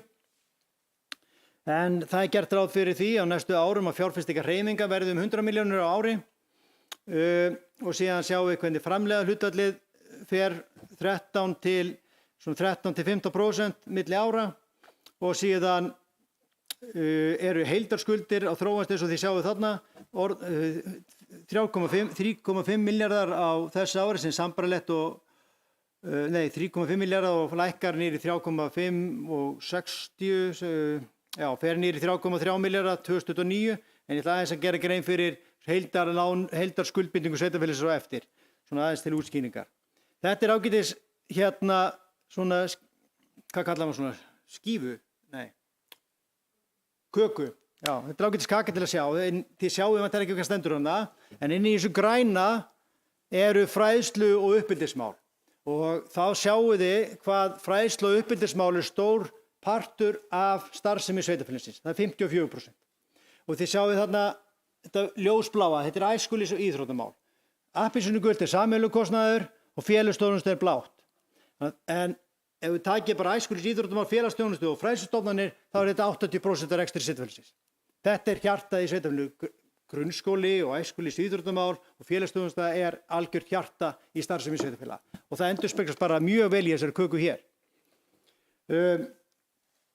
Og hitt eru brunamál og umhverfismál, skipulags- og byggingamál og lífeyrisskuldbindingar og fleira því líkt. En ef við brjótum þetta aðeins niður, þið sjáu þessar súlur það ekki, en sko bláa súlan er árið 2025, þetta er rauntölu bara úr ásetningi og úr bókhaldi sveitarfélagsins. Rauntölur 25, rauntölur 24 og rauntölur 23 við hvern málaflokk fyrir sig. Og ef við brjótum þess aðeins niður, þá sjáum við hérna skiptingu skatttekja niður á málaflokka á 3 árum, þessum árum sem ég nefndi við ykkur hérna áðan. Og þessi mynd sýnir kannski fyrst og fremst krónutölu hækkun sem að endurspegla þarna á þessari mynd. Hún hefur fyrst og fremst verið í félagsþjónustu, fræðslu- og uppeldismálum og æskulis- og íþróttamálum. Þið sjáið, það er þá þessi hérna í æskulis- og íþróttamál, krónutölu hækkun, fræðslu- og uppeldismál, krónutölu hækkun, félagsþjónusta, krónutölu hækkun. Þetta er það sem er að gerast í raun rekstri sveitarfélagsins. En annar staðar á þessari mynd sjáum við þetta að standa í stað eða lækkar. Þetta er aðhald í rekstri. Aðhaldi í rekstri hefur ekki í rauninni verið í fræðslustofnunum eða æskulis- og íþróttamálum eða félagsþjónustunni. Þetta er aðhald sem við nefndi við ykkur 25, hefur ekki endurspeglast mikið þar, en aðhaldi hefur snúið í hinum stofnunum. Því í rauninni ef þetta er ekki að lækka, voru þetta að standa í stað svona sirka nokkurn megin milli ára og þið kannski sjáu þetta ekki en í menningarmálum, skipulags- og byggingamálum, umferðar- og samgöngumálum, umhverfismálum og fleira, þá er krónutalan lægri. Sem að öðrum orðum, það var aðhald í rekstri á þessum málaflokkum, en nota bene, og vil ég samtæmna það líka að í hlutfalli við tekjur aðalsjóðs var sambærilegt hlutfall í skóla- og fræðslustofunum. Þannig að það var ekki beinlínis aukning í hlutfalli við þá heildarumsvif A-hluta, þetta var kringu 54% öll þessi ár í fræðslu- og skólastofunum. Sem sagt, fræðslu- og skólastofunum tóku 54% af skatttekjum sveitarfélagsins öll þessi ár. Tekjurnar var hækkuðu og framlagi fór meira til þeirra, og það er kannski ekki endilega óeðlilegt með þá þessa fjölgun í grunnskóla sem ég nefndi áðan og við sýndum ykkur áðan, í hvernig myndin er að þróast. Það er ekki óeðlilegt að það sé aukinn kostnaður líka í þeim stofnunum sem það sem fjölgun á sér stað í. Nú, að því að það hefur oft verið talað um þetta viðfræga með einhvers konar hræðsluáráði, eftirlitsnefnd með fjármálum sveitarfélaga. Nú, hérna sjáum þið, þetta er bréf sem við fengum, þetta sem er hægra megin 2004, þetta er þá bréf sem við fengum sem var þá ársreikninginn 2024. Og þið sjáum þarna að það er þá þessi grænu sem eru, það er þetta hérna sem við fengum í bréfi vegna ársreiknings 2024 og eftirlitsnefndin var að segja þið uppfyllið það sem þið þurfið að uppfylla lögum samkvæmt, það er þessu tvær tölur hér, 109%, má vera hæst 150% og síðan er þetta jafnvægisregla samkvæmt þeirra viðmiðum og hún var uppfyllt hérna samkvæmt þeirra viðmiðum 2024, þannig að þeir voru svo sem bara ánægði með okkur hér og gaf okkur grænt. Það sem þeir gaf okkur rautt var A-hlutin sem hérna við höfum verið í vandræðum með síðustu ár og síðan er það hérna þessar kennitölur hér sem er þá framleiðir hlutafalli rekstrartekju A og framleiðir hlutafalli rekstrartekju A og B. Nú, en ef við bara tökum þetta núna ef við fáum annað bréf vegna þessa ársreiknings í haust, þá sjáum við það hvernig það lítur út núna. Og eins og þið sjáum þarna þá er þetta allt orðið grænt, nema í rauninni bara þessi hérna næsta. Og það munar þarna 7 milljónum. Þannig að ég myndi ekki hafa miklar áhyggjur af bréfi frá eftirlitsnefnd með fjármálum sveitarfélagi í haust. Rauninni tölunar að gefa það bara til kynna. Við þurfum ekki að áhyggjur af því. Nú, aðeins, ég ætla bara að sýna ykkur þessa mynd hérna. Þetta er eiginlega sama myndinu sýndi ykkur á með þróun íbúafjölda í Stykkishólmi. Þetta er frá aldamótum. Við erum þarna, þessi hæsti partur þarna lengst til vinstri. Þetta er árið 2022, þannig þegar við vorum 1299. En þið muni alveg hvað er að gerast á þessum tíma. Það er skelhrunið. Og við sjáum hvernig íbúaþróun fer niður á við frá skelhruninu alveg og síðan kemur ofan í skelhruninu fáum við hrunið og íbúafækkunin er töluvert mikil á þessum árum. Förum úr því að verða þarna 1300 og erum komin hérna á lægstu punktarnir hérna í kringum 2012-2014. Og síðan fer okkur að fjölga aftur og erum eins og ég sagði áðan komin upp í 1300. En af hverju er ég að nefna þetta? Því að það er beinlínis samhengi milli íbúafjölgunar og íbúafækkunar og rekstrarniðurstöðu sveitarfélagsins á þessum tíma. Hérna sjáum við rekstrarniðurstöðu sveitarfélagsins í rauntölum. Þetta eru 83 milljónir árið 2004, ekki 84 milljónir í dag, en á þessum tíma þetta myndi náttúrulega vera, ef við tækjum þetta í slutað við tekjur í dag, þá er þetta áhrifin mun meira heldur en til þess að vera í COVID-19 og okkur, sem er þessar tölur hér. En ég sjáu rauðu töluna fyrst, þetta er strax eftir skelhrunið, síðan hérna kemur annar svona vinkil, annar svona svæði sem er vel niður, þetta er hrunið og þarna er íbúafækkunin. Og akkur erum við að fagna íbúafjölgun. Það er ekki bara að við erum með fjölbreyttara samfélag og sterkara samfélag, við fáum þetta líka hærri tekjur. Og það endurspeglast líka í bara hærri tekjum í ástæðingu sveitarfélagsins og við náum að standa betur undir okkar skuldbindingu. Og þess vegna er líka skiptið máli að fara í áframhaldandi uppbyggingu og framþróun í samfélagunum til þess að eiga möguleikana að vaxa, einmitt til þess að þessi sviðsmynd hérna raungerist og við stöndum betur undir okkar skuldbindingu. Nú, svona að lokum þá er þetta þróunin á skuldaviðmiðinu frá 2011 og að 25 og áætlun hérna til 29 samkvæmt ef það er ekki breytt úr þessari áætlun sem liggur núna fyrir, þá verður þetta niðurstaðan cirka 83 eða 85, þetta er endur út úr fjárhagsáætlunni, ekki leiðrétt með rauntölur í ársreikningi 25 sem endar í 85 en ekki 83 eins og Sigurjón fór inn yfir áðan. En stóra myndin er að skuldaviðmið á leiðinni niður og það er samræmi við það sem er endurtekið verið að segja af hálfu bæjarstjórnar að vinna markvisst að því að til lengri tíma sé þessi mynd að raungerast. Nú, og ef við fyrir með skuldahlutfall, þetta eru þá bara allar skuldir í hlutfallegi tekjur meðan að skuldaviðmiði, þetta er viðmiði sem eftirlitsnefndin er að horfa til. En skuldahlutfallið tekur bara allar skuldir, allar skuldbindingar og hlutfallegi tekjur og þá sjáum við hérna alveg frá 2006 og þarna sjáum við 2006 var skuldahlutfallið 171 og fór upp í 190 þannig 2009 sem er þó lengst hérna til vinstri og þegar skuldahlutfallið var 171 þá byggðum við leikskóla. En við erum samt með leikskóla í dag og við stöndum á þessum stað en þannig að það eru skýringar á öllu. En síðan er skuldaviðmið komið hérna niður í 130. Við sjáum í rauninni þessar fjárfestingar sem ég nefndi áðan, það er þessi hérna rétt kúfur upp til Víkurhverfi allar þessar fjárfestingar sem ég nefndi áðan. Það er ekki meiri áhrif en þetta í fjárhag sveitarfélagsins. Hérna er efnahagsreikningurinn sem að Sigurinn fór yfir áðan, þannig ég ætla ekki að staldra við hann, en bókfærðar eignir sveitarfélagsins eru bókfærðir varanlegir rekstrarfjármunir eru 2,1 milljarður en auðvitað markaðsvirði alla þessa bygginga og mannvirkja sem við eigum miklu hærra heldur en 4 milljarðar. Það gefur að skilja. Nú, síðan kannski að þessu að lokum, ég er alveg að vera búinn, þá er það að skuldbindingum og lánum og skuldbindingum sveitarfélagsins. Og það er sem staldra hérna við því að það er ágætt bara að útskýra hvað felst í heildarskuldum sveitarfélagsins. Heildarskuldum sveitarfélagsins samkvæmt þessum ásetningi er 3,5 milljarðar. Ok? Og ef við ætlum að taka einhvað á því, hvað þurfum við að gera? Jú, það er væntanlega að horfa á þessa tölu hér, ef við mennum vilja minni lántökur. Það skuldi við lánastofnanir. Þannig að það er skuldi við lánastofnanir sem er raun að vera meða við, heldur en að taka hina tölunum með, því að þið gerið ekkert í lífeyrisskuldbindingum. Við viljum svo sem ekki að það lækki þannig sér, því að þetta lækkar þegar fólk fellur frá. Þannig að því hærri sem þessi tala er inn í reikningu sveitarfélagsins, þá er fólki okkar að lifa lengur.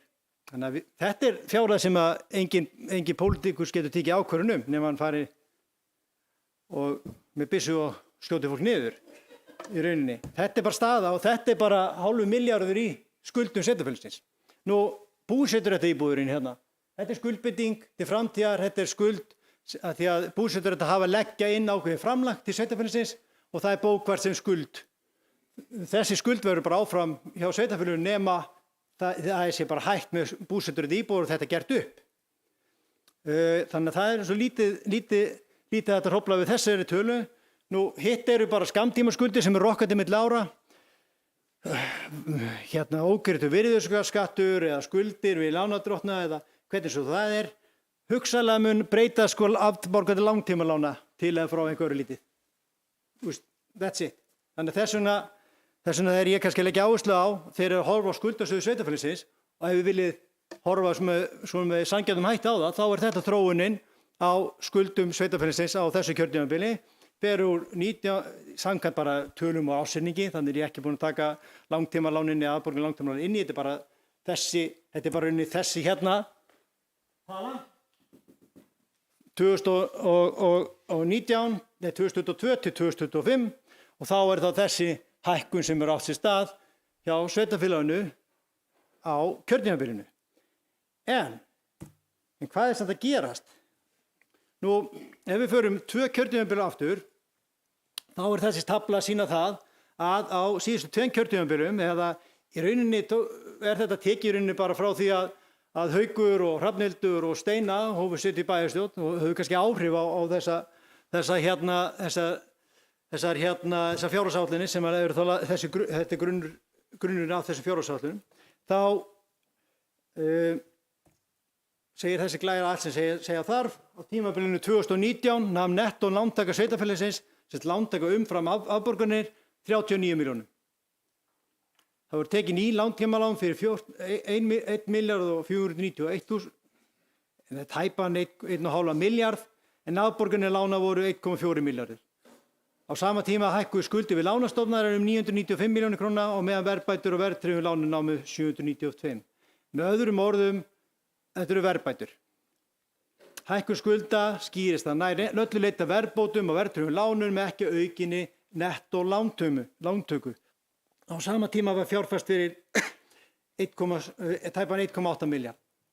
En hafið huga inn í þessu COVID og COVID-lán upp á 320 milljónir króna út af tekjufalli.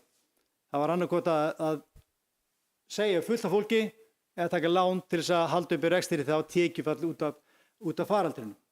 En þannig að það má alveg segja það að sveitarfélag hafi haldur aftur af skuldbindingu þrátt fyrir umfangsmiklar fjárfestingar á tímabilinu, þróun langtímaskulda sveitarfélags sem endurspeglast að verulegu leyti á áhrifum á verðbólgu, á verðtryggð lán sveitarfélagsins en ekki aukinnar lántöku, lánum sem lágu bara fyrir í fortíðinni. Þess ber að geta að þetta eins og ég sagði áðan, aukin lántaka árið 2020 líka tilkomin vegna COVID. En ef við tökum bara þetta kjörtímabil, þá er þessi mynd hérna og hérna sjáum við heildarfjárfestinguna á þessu kjörtímabili 1,2 milljarður. Hérna sjáum við nýjar lántökur á þessu kjörtímabili 865 milljónir og síðan sjáum við afborganir á þessu kjörtímabili og þær eru hærri en nýjar lántökur. Og hvað er þá þessi hækkun að koma fram sem endi áður í hækkun á langtímalánum? Það er í rauninni verðbótunum. Verðtrygging. Og auðvitað er svo hækkun að koma mest inn á árinu 2020 og 2023. Í rauninni það næstu jafn mikið að verðbótum að koma inn á árinu 2022 eins og komi inn bæði árið 2024 og 2025. Verðbólgan var bara það mikil eins og þið munið á þessum árum. En þetta er inn í stóra myndin. Nú, og þá enda maður á þessu kjörtímabili voru afborganir lána umfram lántökur 9 milljónir. Ný langtímalán voru 865 milljónir króna en afborganir voru meiri, 874 milljónir. Og skuldi við lánastofnanir hækkuðu þá þessum 470 milljónir og með verðbætur og verðtryggðum lánum námu 561 milljón. Sem sagt, hækkun skulda skýrist nær öllu leyti af verðbótum og verðtryggðum lánum en ekki af aukinni nettó lántöku sveitarfélagsins á þessu kjörtímabili. Þetta eru bara tölulegar upplýsingar. En á sama tíma fjárfesti sveitarfélagi fyrir 1,2 milljarð. Nú, en áherslur bæjarstjórnar hafa verið þær sömu og það er að skapa eftirsóknarvert umhverfi fyrir fólk og fyrirtæki, standa vörð grunnþjónustu sveitarfélagsins, sýnist hún á þessari glæru, þessu stöplariti, heitir það, súluriti, sem við sýndum ykkur hérna áðan, það staðfesturinn að það var staðið vörðum grunnþjónustu sveitarfélagsins. Grunnþjónustan er þetta sem nefndi áðan, fræðslustofnanir okkar, íþrótta- og æskulýðsstarf og velferðarþjónusta. Og það var horft sérstaklega til hag barna og fjölskyldna og eldra fólks, sækja fram að ábyrgð með samfélagslega mikilvægum fjárfestingum innviða sem komið til með að skapa svigrúm til eflingar samfélagsins og svæðinu, tryggja að skuldaviðmið og skuldarhlutar sé að lækka markviss á tímabilinu og þið sáðu þá myndinni hvernig það lítur út með hvað það er áætlanir og það sem hefur raungerst rauninni síðustu árin. Og þessar áherslur og markmiðið bæjarstjórnar endurspeglast í fyrirliggjandi ásetningi og samþykktum áætlunum eins og myndin sem sýndi ykkur áður gaf til kynna. Nú, stóra myndin er þessi stuttumáli, reksturinn er búinn á jafnvægi, við sáum það strax árið 2020 og 2021, þetta er ekki 4 ár að ná jafnvægi og við vorum aðeins á undan áætlun að ná því. Bæði samstöðu A-hluta og sáum fyrir okkur jákvæðan viðsnúning og hann er að raungerast sem ekkert óvænt í þessu niðurstöðu. Mikið fjárfestinga árið 2025, skuldaviðmið fara lækkandi, meira greidda lánum á höfuðstóli kjörtímabilinu heldur en nýlán tekin og það er svo sem allt til að vera bjartsýnn. Nú, en við byggjum á þessum trausta grunni sem ég nefndi hérna áðan varðandi þau mannvirki sem við búum að og þá innviðir sem við búum að. Heldur betur getum við alveg verið stolt af þeim innviðum sem við búum að hérna í þessu sveitarfélagi hjá okkur. Við þurfum bara að halda áfram að tryggja skuldaviðmið og skuldafull sé að lækka markviss á tímabilinu.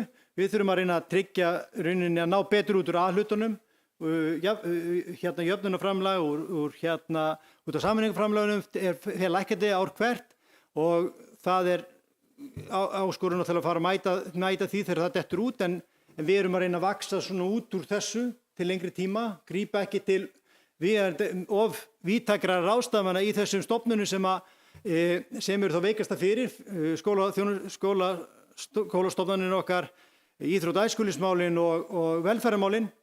Þetta er 80% ef við ætlar að taka einhver drastískar ákvarðanir, þá það einhvers staðar í þessum stofnunum sem er mest svigrúmið og það þá undir því mestmegnis launakostnaður. Og síðan þurfa bara bæjarstjórn og stjórnendur sveitarfélags áfram að vera vakandi fyrir ákveðnum þáttum. Það þessi þættir sem ég nefndi, sameiningarframlagið þetta út og það þarf að horfa til þess að reyna að horfa þá til einhverjar hagræðingaraðgerða ef við náum ekki vaks út úr því eins og ég sagði áðan. Og síðan áfram þarf að leggja áherslu á ábyrga fjármálastjórnun og á sama tíma þjónusta við bæjarbúa verður eins og best verður á kosið. Ég var nú ekki salingi. En já, það ekki. Já. Herðu, það þá ekki nema bara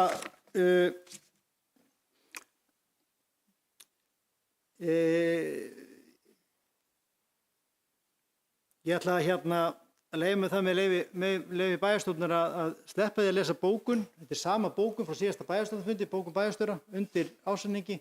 Ef ykkur sama til þess að stytta mál mitt að ég vísa bara til fyrir bókunum sem liggur þá orðrétt sömu bókum fyrir þessu fundi þá helstu lykiltölur í ásetningi og ég svona búin að gera grein fyrir þeim í þessari yfirferð ef bæjarfulltrúi gerir athugasemd við það. Þannig að þar með lýk ég máli mínu ásetning 2025 og svona helstu framkvæmdir á síðasta ári og árunum þar á undan.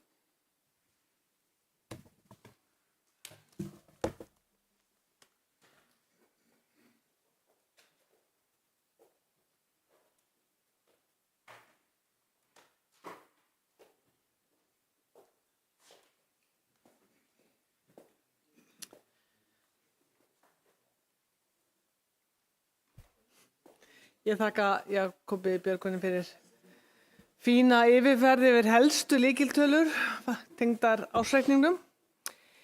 Minni á að það verið að taka hann fund upp þannig að ég geti horft á þetta aftur í kvöld eða þurfa viljið rifja upp eða sjá betur. En orðið er laust undir lið 2 ársreikning 2025.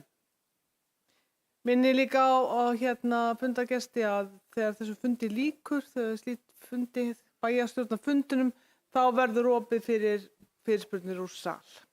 Þannig að þið eru ekki að brenna inni með spurningar. En orðið laust undir lið 2, Haukur, bæjarfulltrúi Ýlista, gerðu svo vel.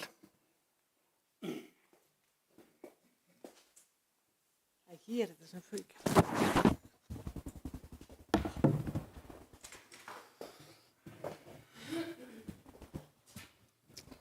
Forseti, bæjarfulltrúar, starfsmenn, gestir. Tek undir með Ragnari áðan, gaman að sjá svona marga á fundi. Ekki margir sem að hóla sér niður í fundarsal upp á Ráðhúsi. Ég ætla aðeins að fara yfir fjármálin. Ég er ekki með einhverja glærukynningu. Ef ég hefði vitað að Jakob er svona lengi, þá hefði hann kannski bara rippað henni hérna upp áðan. Mér langar aðeins bara að fara yfir og ég ætla að byrja á að tala um frétt bæjarins ársreikninginn. Svona almennt séð er náttúrulega gott að koma upplýsingum á framfæri. Ég hefði nú viljað sjá áður en að menn fara að birta og sérstaklega þetta er fyrir umræðu að þetta hefði kannski verið tekið fyrir bæjarstjórn og svona farið eða bæjar í það minnsta, eða bæjar og bæjarstjórn og farið þá yfir hvað við ætlum að birta. Oft eru þessar fréttir svona bara nokkuð almenns eðlis og ég verð að segja mér þessi frétt þarna komið svona alltaf mér fannst það svona svolítið í bjartsýn. Ég reikna með að hún hafi verið skrifað að bæjarstjóra og svona þegar ég sá að það kom svona innskot eins og einhver fréttamaður hefði tekið þetta þá reikna ég með að Jakob hafi nú hreinlega tekið viðtal við sjálfan sig og skotið því inn. Fannst það aðeins komískt. Ef svo annað er það líka þannig og kannski í sérstaklega pólitík ef enginn hælir þá er best að gera það bara sjálfur. En það sem ég fannst vera að þessari frétt er að hún sýndi bara grænu tölurnar. Þetta er alltaf þekkt að fyrir pólitík að gera þetta er frekar ódýr pólitík.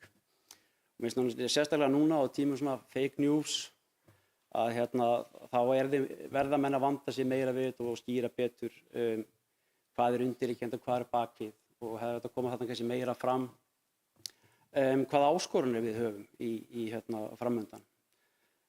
Sem betur fyrir þá koma nú bæjarstjóri aðeins inn og það er í þessari tölu hér og það er gott en það er nú fínt að svona vanda þetta mjög vel þarna. Þetta þarf að vera faglegt og gagnsætt og það sem ég vanta það var ekki tekið fram þarna óreglulegar tekjur. Það er inn í fréttina bara sem tekjur en þetta er náttúrulega tekjur sem við höfum ekki og við erum að tala sameiningarframleiðslu sem hafa veruleg áhrif og ég ætla að fara aðeins yfir það.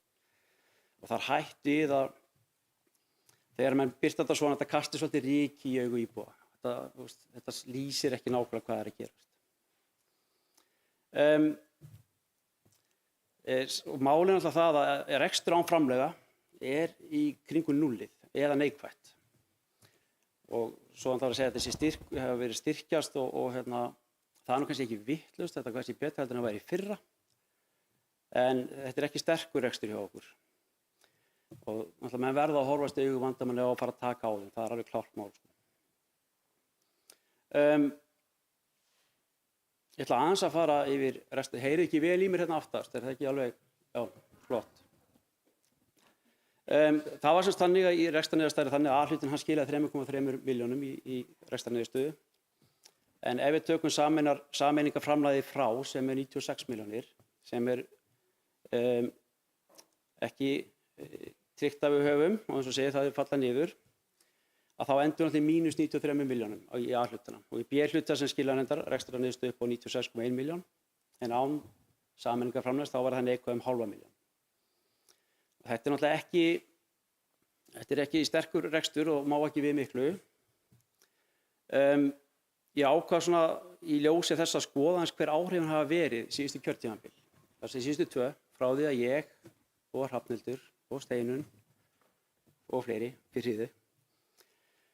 Og ástandið er þannig að ef við tökum rekstrarniðurstöðu A og B hluta fyrir 2018 til 2021 sem er þá ekki sem síðasta kjörtímabil, þá var heildarrekstrarniðurstaðan var mínus 44 milljónir. Ef við tökum aftur á móti rekstrarniðurstöðu þessa kjörtímabils, þá er rekstrarniðurstaðan mínus 2 milljónir, sem að lítur vel út á pappír. En á þessum tíma höfum við fengið sameiningaframlag upp á 479 milljónir. Og ef við leggjum þetta saman, eða öllu drögum frá, þá endum við í samtals, fyrirgefið, því að það var heildin sem sagt. Þá endum við í 525 milljónir sem við erum að minnka þar endara heildartímabilið. Það er að segja það að 479 milljónir mínus 2, sem er alltaf bara 481, er alltaf miklu verri niðurstaða fyrir þetta kjörtímabil heldur en var í síðasta. Þetta hefur reynt miklu meira á okkur. Ef við tökum A-hlutann og ég ætla nú að fara varlega í það að þá var tapið miklu meira og samtals var það 837 milljónir á þessum 2 kjörtímabilum. Og við það myndi bætast þessi upphæð sem var okkur 1,3 milljarða. Það er að segja ef við hefum ekki notið þessa framlags. En það verður samt að taka fram þar að við vorum í sér aðgerðum þegar við byrjuðum, við lentum í lífeyrissjóði frá Brú, við lentum í þegar að gera upp dvalarheimilið og það voru svona sérstakar aðgerð í A-hlutunum sem eru teknum, það geti alveg verið 300-400 milljónir. Einhver síður á þessu tímabili, þá er þetta 900 milljónir til 600 milljónir sem tapið er í A-hlutunum. Þannig að þú veist, ástandið er þannig hjá okkur núna að sveitarfélagið það er svolítið í bómull og mér finnst það bara rétt sleppa fyrir hopn eins og staðan var núna. Við höfum ekki mikið svigrúm og ef við vísum aðeins í þessi ummæli sem aðeins fóru, ég leiti að fara í taugarnar á mér, ég verð bara að viðurkenna það, að þá sagði þar í fréttinni að ársreikningur endurspeglar ákveðið hver raunstaðan er. Og þetta finnst mér það sem kastar ryki í augu fólks. Raunstaðan er náttúrulega svo að við erum að fá hana pening tímabundið og þann hættir og við þurfum auðvitað að geta tekið á því. Og þess vegna er ekki sammála því að get ekki verið sammála því með niðurstöðu reksturs og þar af leiðandi veltu fyrir rekstri þegar óreglulegar tekjur halda því fyrir ofan viðmiðunarmörk. Hann talaði þetta líka sterka fjármálastjórn og ábyrgan rekstur og ég get nú ekki alveg tekið undir það fyrir en reksturinn er komin yfir núllið. Bæði í A-hluta og B-hluta, þá finnst mér við erum komið með svona ábyrgan rekstur inn. Það að við sem að stefna okkar auðvitað mjög gott og það þarf algjörlega að tryggja það að við komumst þangað. Og það sem mér finnst verst í þessu er það að við vorum ekki að taka á því að gera þetta hratt og örugglega á bestu tímanum til þess að gera það. Framlagið í sameiningaframlagið var alltaf langt mest fyrst, við fengum 150 milljónir fyrsta árið, svo held ég 135 og svo 96 milljónir og svo 96 milljónir. Þetta er besti tími til þess að ráðast í það að laga skuldastöðu, kom okkur á þann stað að skuldir, og þá er ég að tala verðbætur, verðbólgan og vextir, hafi ekki svona mikil áhrif á reksturinn hjá okkur. Og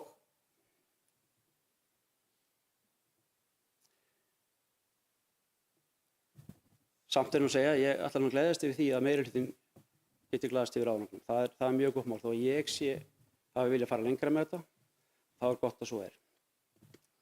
Ég meina kannski að tala eftirlitsnefnd fjármálra sveitarfélaga. Ég man ekki hvernig Jakob orðaði þetta áðan, það var einhver hræðsluáróða var hann að tala sko, ég er ekki tilbúin að taka undir það. Eftirlitsnefndin setur okkur ákveðin viðmið. Við höfum verið að horfa allan tímann á minnst á það.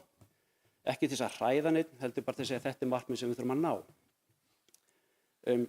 Eins og Jakob sýndi áðan, þá lítur þessi viðmið bara býsna vel út fyrir þetta ár, eins og ársreikningur lítur út. En ef við tökum í burtu sameiningaframlagið, sem við auðvitað höfum í dag, ég ætla að taka það fram, þá er þetta ekki jafn gott. Og þetta er kannski svo mynd sem myndi birtast okkur. Við náttúrulega lækkar nú þegar á þessu ári og eftir 3 ári er þetta náttúrulega farið. Og maður þurfa algjörlega að vera á tánni með það að þetta er eitthvað sem við erum ekki að fara út í. Þetta verðum við bara að tryggja að verði ekki svona í framtíðinni. Stærstu viðmiðin er alltaf jafnvægisreglan. Það er að segja að rekstrarniðurstaða síðustu 3 ára skal vera jákvæð. Svo skulda viðmið, skulda hlutdeild er náttúrulega kannski þetta líka, en skulda viðmið er það sem er notað.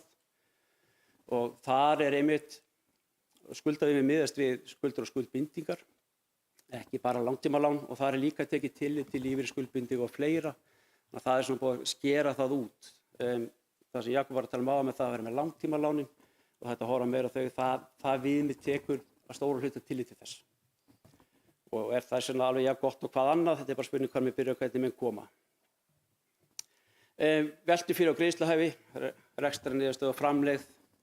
Svo eru þarna þessi minni viðmið sem að þú settir upp hérna og ég ætla ekkert að fara yfir þau.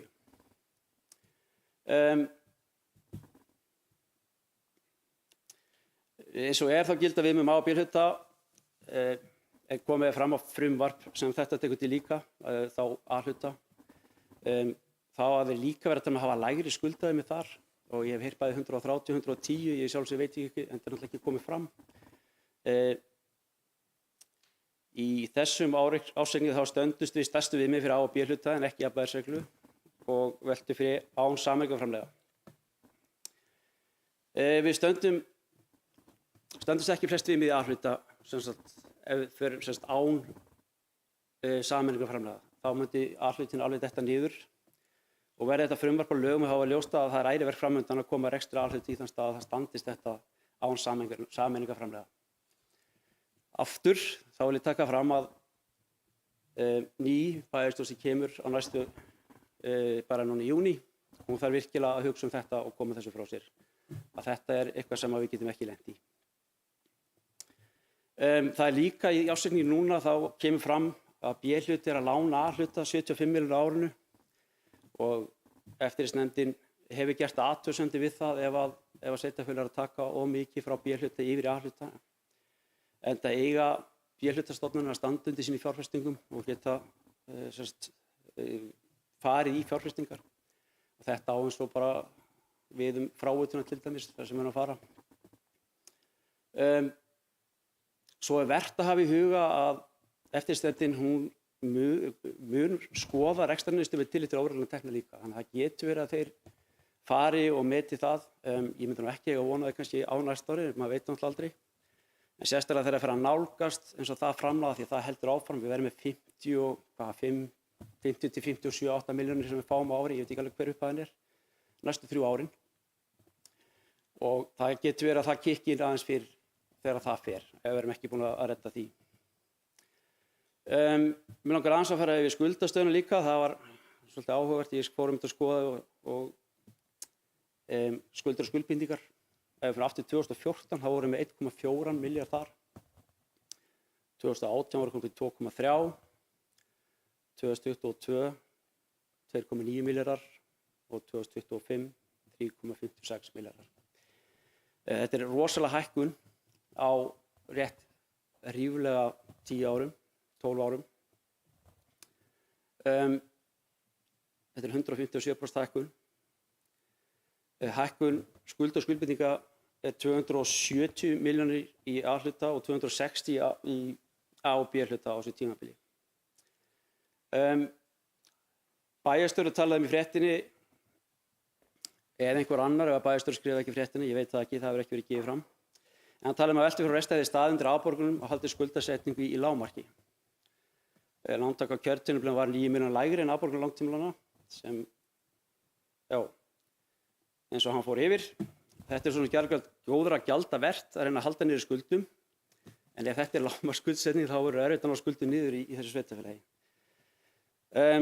Það sést á gröfum skuldaðum og skuldahlutfall í frétt bæjarins að skuldir eru heldur á upplöði á tímabilinu 22-25 sem hlutfall tekna líka og náttúrulega síðustu 4 súlurnar eins og hann fór yfir eru náttúrulega bara áætlun og við höfum svo sem séð svipað tölur, ásetningu bæjarstjórnar eru auðvitað að reyna að lækka þetta en það er erfiðara að láta það ganga upp.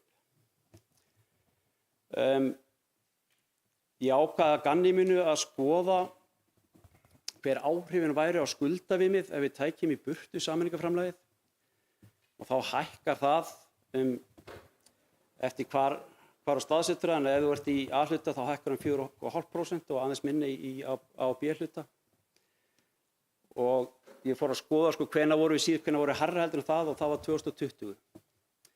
Saman með skuldahlutfalli sem kannski tekur það bara beint að kúnni eins og er. Það var 131, fór upp í 136 í A-hluta. Það er að segja hækkar 5,4% og 4,9% í A-hluta og það er svipað var 2021. Og þetta sést svo sem alveg í grafinu líka að skuldir hafa aðeins verið að hækka og eru rauninni bara svipaðar og þær voru áður en þetta kjörtímabil byrjuð áður en sameiningaframlagið komið fram. Og það er náttúrulega þýðir það eiginlega að við erum að fá 480 milljónir tæpar í sameiningaframlag en skuldir eru bara eiginlega eins og þær voru. Það er að segja þegar sameiningaframlagið er farið, ef það færi bara í dag, þá var eins og nokkuð með sama stað við vorum fyrir kjörtímabili. Framlagið hefur þá bara verið nýtt til þess að fara í fjárfestingar og liggur svolítið í því. Eins og Jakob fór í hérna og í fréttinni þá talar hann áhrifin af verðbólgu. En þó að hann vilja horfa á langtíma þá er ekki hægt að ýta verðbólgu þættinum af borðinu. Hann er hluti lánsins, hann bætist við höfuðstólinn, hann safnar frekari vöxtum til framtíðar og það kemur inn í reksturinn. Það er bara hluti af því og þessu jafnvægi sem við þurfum að hafa, það leggst á reksturinn og það er vert að taka fram að verðbátu voru 96 milljónir þessu ári og vextir eru 83 milljónir samtals 179 milljónir fyrir 2025. Það að tala að lántaka sé ekki nein, við getum alveg lent í því og það gerist í COVID, við fórum í 10% verðbólgu og 1% verðbólga hjá okkur núna er 25, kannski meira, kannski alveg 30 milljónir, það er svona hvernig við horfum á þetta, hefur áhrif á lífeyrisskuldbindingar, þetta hefur áhrif líka búseturéttar ákveðin og allt það, þá er svona ekki vextir af þeim hluta. Við gætum alveg hæglega að fengi 10% og þá er þetta bara 250 milljónir sem leggjast inn í reksturinn hjá okkur. Við gætum lent í því að við bara þurfum að stoppa fjárfestingar, að því getum ekki tekið meiri lána, þetta bara hleðst upp. En samt heldur reksturinn áfram. Afborgunar lána er eitthvað sem núna 250, við getum verið stöðu þar sem við borgum núna í 250 en við fáum alltaf meira tilbaka úr verðbótum og lánin bara hækka og hækka og hækka. Þetta er alveg sens að gerist. Það skiptir það engum þá ný lántaka verði 0. Þess að við vorum með 0 lántöku en samt eru lánin mikið hærri. Þetta er eitthvað sem verður að hafa í huga.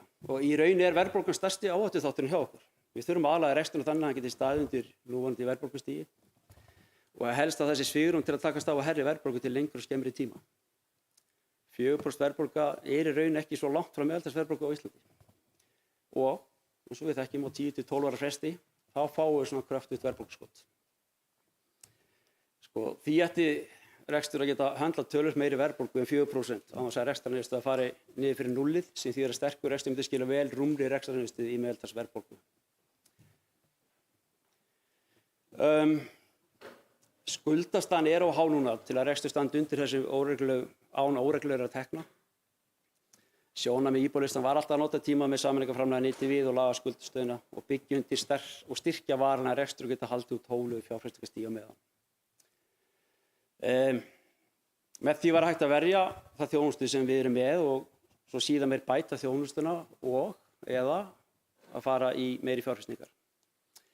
Þetta er verkefni framtíðarinnar og það er nýbæðist að fara í það strax á næsta kjörtímabili. Á næstu 3 ára fáist 150–170 milljónir viðbót og þó það hjálpi til ef brekkar orðin brattari að koma rekstrinum í var.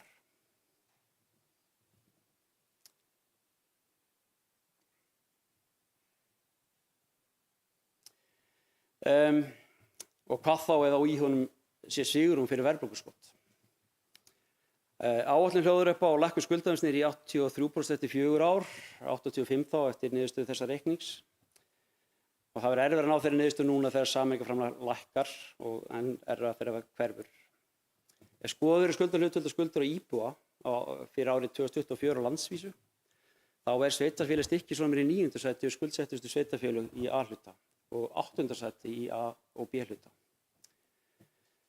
Sveitarfélög sem eru neðar á lista eru nokkur búin að vera í vinnu með EFS að taka á sínum málum til að snúa við rekstri. Hækkun skuld og skuldbindinga á íbúa er 170.000 krónur.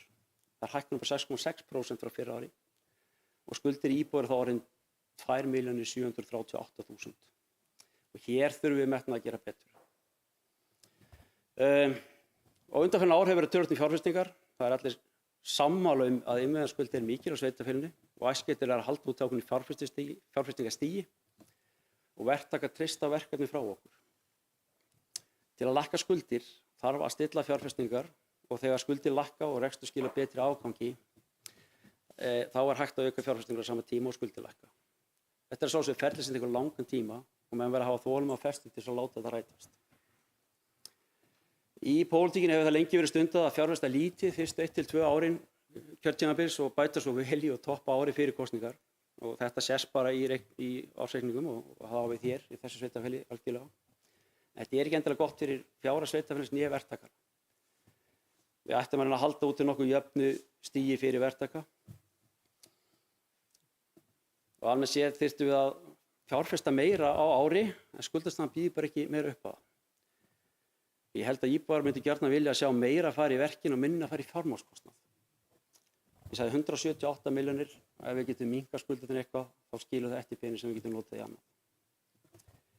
Og þegar farið í stærri framkvæmdir er ekki óeðlilegt að taka lán, en þá er líka stefna á því að borga eins hratt niður og hægt er.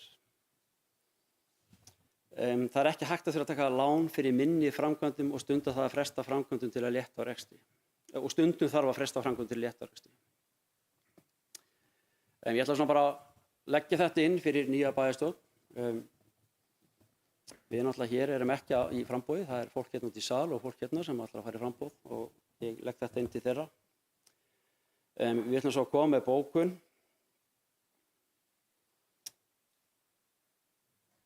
Og hún er eftirfarandi.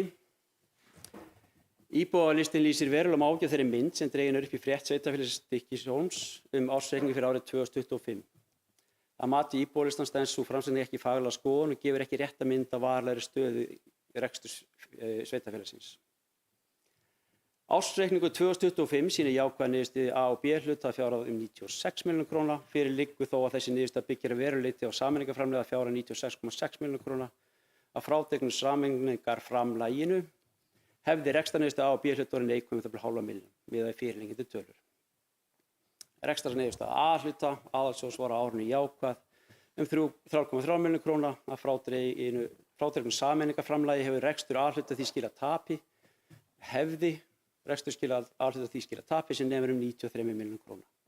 Sem undirstrikar að kjarnastarfsemi sveitarfélagsins stendur ekki undir sér án tímabundins utanaðkomandi stuðnings. Í þessu samhengi telur íbúðarlisti mikilvægt að horfa til veltufjár frá rekstri sem lykilmælikvarði á getu sveitarfélags til að standa undir skuldbindingum og afborgunar lána. Þegar sameiningarframlagið er dregið frá veltufjár frá rekstri blasir við að undirliggjandi rekstur skilar mun veikari sjóðstreymi en heildartölur ársreiknings gefa til kynna og er ekki nægjanlegt til að standa undir núverandi skuldabyrði án tímabundinna tekna. Íbúðarlistinn bendir jafnframt á að sameiningarframlagið mun dragast verulega saman á næstu 3 árum og falla að því loknu alfarið niður. Verðbólga er mikilvægur áhættuþáttur í rekstri sveitarfélagsins og getur breyst hratt með verulegum áhrifum á rekstur. Miðað við núverandi stærð verðtryggðra lána og skuldbindingum má áætla 1% hækkun verðbólgu auki skuldir sveitarfélagsins í kringum 25 milljónir króna. Hækkun verðbólgu leiðir til aukinna afborga og fjármagnsgjalda og þrengir enn frekar svigrúm sveitarfélagsins til að standa undir skuldbindingum og afborgunar lána.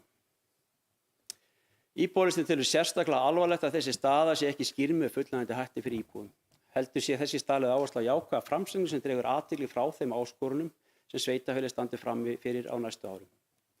Þá er jafnframt ljóst að lausafjárstaða sveitarfélagsins er þröng, veltufjár hlutfall undir viðmiðum og skuldir og skuldbindingar halda áfram að þrengja fjárhagslegu svigrúmi.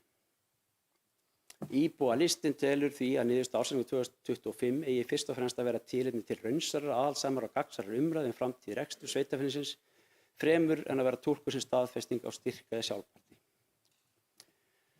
Nauðsynlegt er að leggja fram skýra mynd af rekstri sveitarfélagsins án sameiningarframlags og móta trúverðuga stefnu til að tryggja fjárhagslegt jafnvægi til lengri tíma án þess að reiða sig á tímabundinn stuðning eða einskiptisaðgerðir eða ráðstafanir.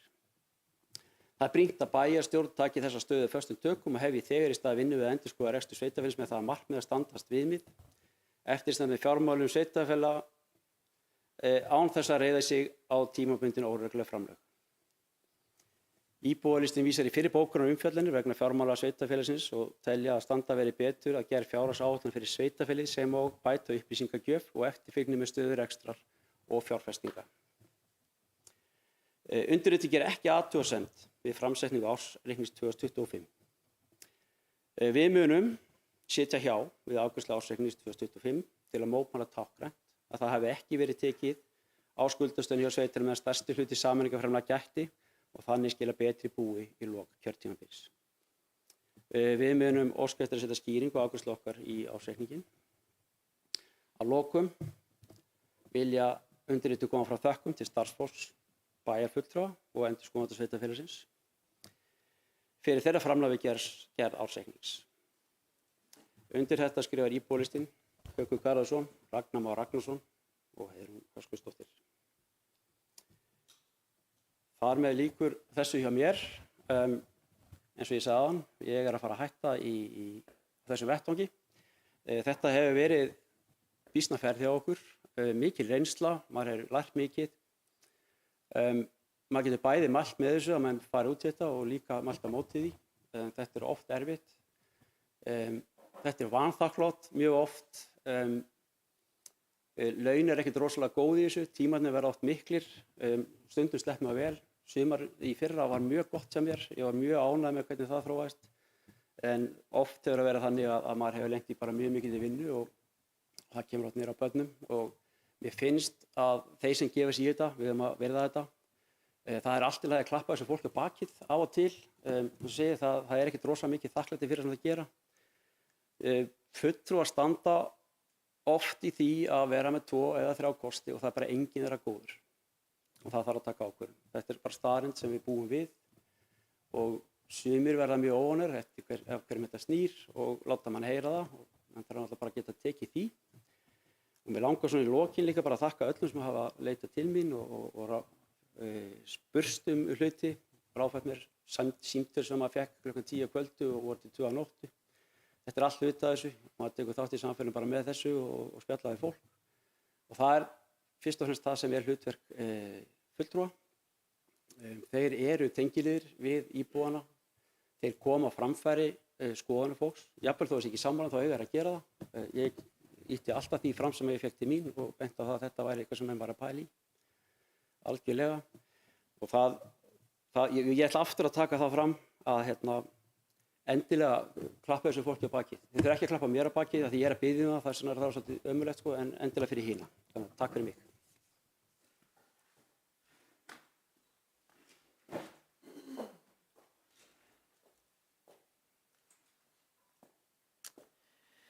Takk fyrir þetta, Haukur. Orðið er þá laust undir lið 2 sem er umræða ársreikning sveitarfélagsins 2025. Steinunn Ingibjörg, bæjarfulltrúi Háleista, gerðu svo vel.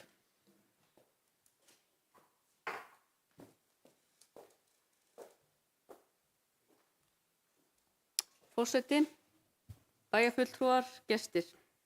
Takk Haukur Garðarsson kærlega fyrir þessa sótsvörtu yfirferð og ég ætla aðeins að bregðast við henni hérna af því að ég er nú búin að starfa í þessu með þér undanfarin ár. Við höfum ekki alltaf verið sammála en oft verið sammála. Þú talar skuldastöðuna og þér er tíðrætt sameiningarframlagið og það að hvernig við stæðum ef við ekki hefðum þetta sameiningarframlag. Við höfum í mínum huga alltaf tekið mið af því að við séum að fá þetta sameiningarframlag og við ætlum okkur að nýta það til uppbyggingar og fjárfestingar fyrir framtíðina og þá leið, þó það sé ekki beinhart verið að greiða niður skuldir, þá erum við að greiða niður ákveðna skuldir með því að gera þetta. Ég segi fyrir mig, ég gat ekki hugsað mér að horfa upp á til dæmis húsnæðisþörf skólans hérna, hvernig nemendur og starfsfólk, því leið ekki vel hérna. Það var bara mjög mikið ákall það að eitthvað yrði að gera. Við ákveðum að fara út í þessa vegferð, vorum vissulega ekki sammála, en við fórum þessa vegferð. Ég hefði heldur ekki viljað sjá að Víkurhverfi væri ekki að byggjast upp. Því að það er heilmikið fyrir okkur að fá að sjá þetta byggjast svona upp.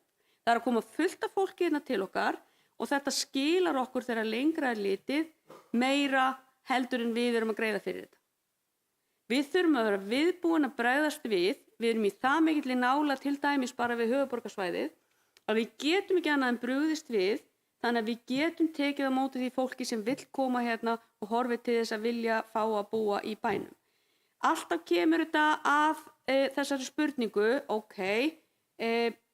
við tókum lán, við erum í ákveðnum framkvæmdum, við erum að gera ákveðna hluti, hverju hefðum við átt að sleppa?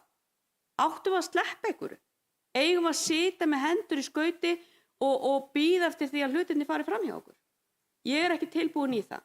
Og ég segi fyrir mig að í öllum þeim fjárhagsáætlunum sem við höfum unnið saman, að þá höfum við tekið mið af þessu framlagi sem við erum að fá út úr sameiningunum. Eðlilega hefðum við ekki gengið svona hratt nema af því að þetta framlag er fyrir hendi. Og við höfum rætta og það liggur fyrir að á einhverjum tímapunkti sem er núna kemur mjög fljótlega að þá þurfum við hugsanlega að draga eitthvað saman, draga úr, en þá erum við líka búin að vinna í haginn þannig við getum gert það. Ef við værum ekki búin að framkvæma þessa hluti sem við erum nú þegar búin að gera, þá gætum við það illa.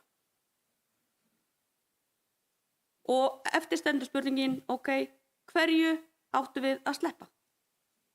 Takk.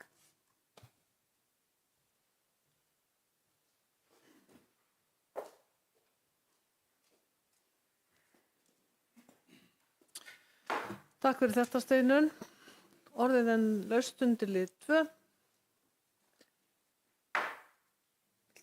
Vilt þú? Haukur, beðið hljós, gerðu svo vel. Leiðilegt að þurfa eftir kveðjuræðu að koma aftur upp. Og þetta er alveg rétt. Við höfum alveg tekist á og ekki verið sammála, en við erum alveg sammála að lýðræðislega bara hefur sinn gang. Snýst þetta það hverju hefðu átt að sleppa. Og þú veist, þetta náttúrulega bara, og kannski bara innlegg í það sem ég var að kveðja með áðan. Þetta líka vandamál sem að þeir sem gefa sér fram í þetta fá. Það rosalega margt sem við vilja gera. Innviðaskuldin stór og þú veist, við viljum gera þetta. Ég ekki að finna þessum verkefnum sem var farið í. Ég hefði hugsað að raða með öðru sem ég hefði ráðið þessu. En það snýst ekkit það, sko. Og það að með því að gera minna, eða öllu heldur með því að minnka skuldir, þá fjárfesti í framtíðinni, við fáum meiri í framtíðinni. Þannig að þetta svona eins og að fá vexti af einhverju. Og þetta bara erfitt. Ég alls ekki að segja að þetta sé auðvelt. Hverju á að sleppa, hvað eigum að bíða. Í raunum höfum við aldrei horfað að við ætlum að sleppa einhverju. Hverju getum við fresta, getum við gert það seinna. Og með því að gera það seinna, þá getum við komið öflur inn eða gert meira í framtíðinni. Þetta þessi mótsögn sem þú lendir í, þú ferði í þetta af því þú ætlar að gera góða hluti og þú vilt gera fullt af hlutum. Ég var sjálfur með stóran lista af hluti sem ég langaði að gera þegar ég fór í þetta. En ég vil samt halda því fram. Og ég veit að Steinunn, hún íhugar þetta bara núna, þegar nú ætlar þú að taka 4 ár í viðbót. Ég vil halda því fram að fjármálin koma fyrst. Þú hlúir að fjármálunum, þú tryggir það að við getum staðið undir öllu, þú tryggir það að við þolum verðbólguskot. Og ef þú gerir það, þá getur alltaf haldið einhverju ganga þegar þú getur framkvæmt meira til lengri tíma. Sumar framkvæmdir svo stórar að við verðum að taka lán til þess að gera það. Við getum ekki safnað í 6 ár eða 8 til þess að gera það. Þar tökum við lánin. En að sama skapi þá getum við stillt það þannig að við getum haldið áfram að fjárfesta. Og maður verða líka að vera með að hreina. Það ákveðið lágmark í þessu. Og því minna sem skuldum, því hærra það lágmark, því meiri hægt að gera. Þetta verður viðfangsefni næsta ára hjá þessu sem að gefa þessi fram.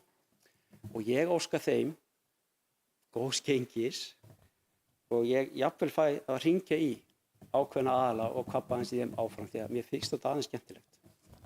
Takk.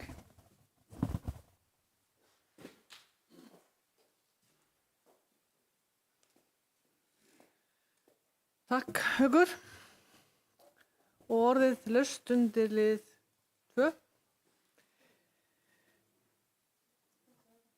Jakob Björgvin hefur beðið orðið. Gerðu svo vel, Jakob.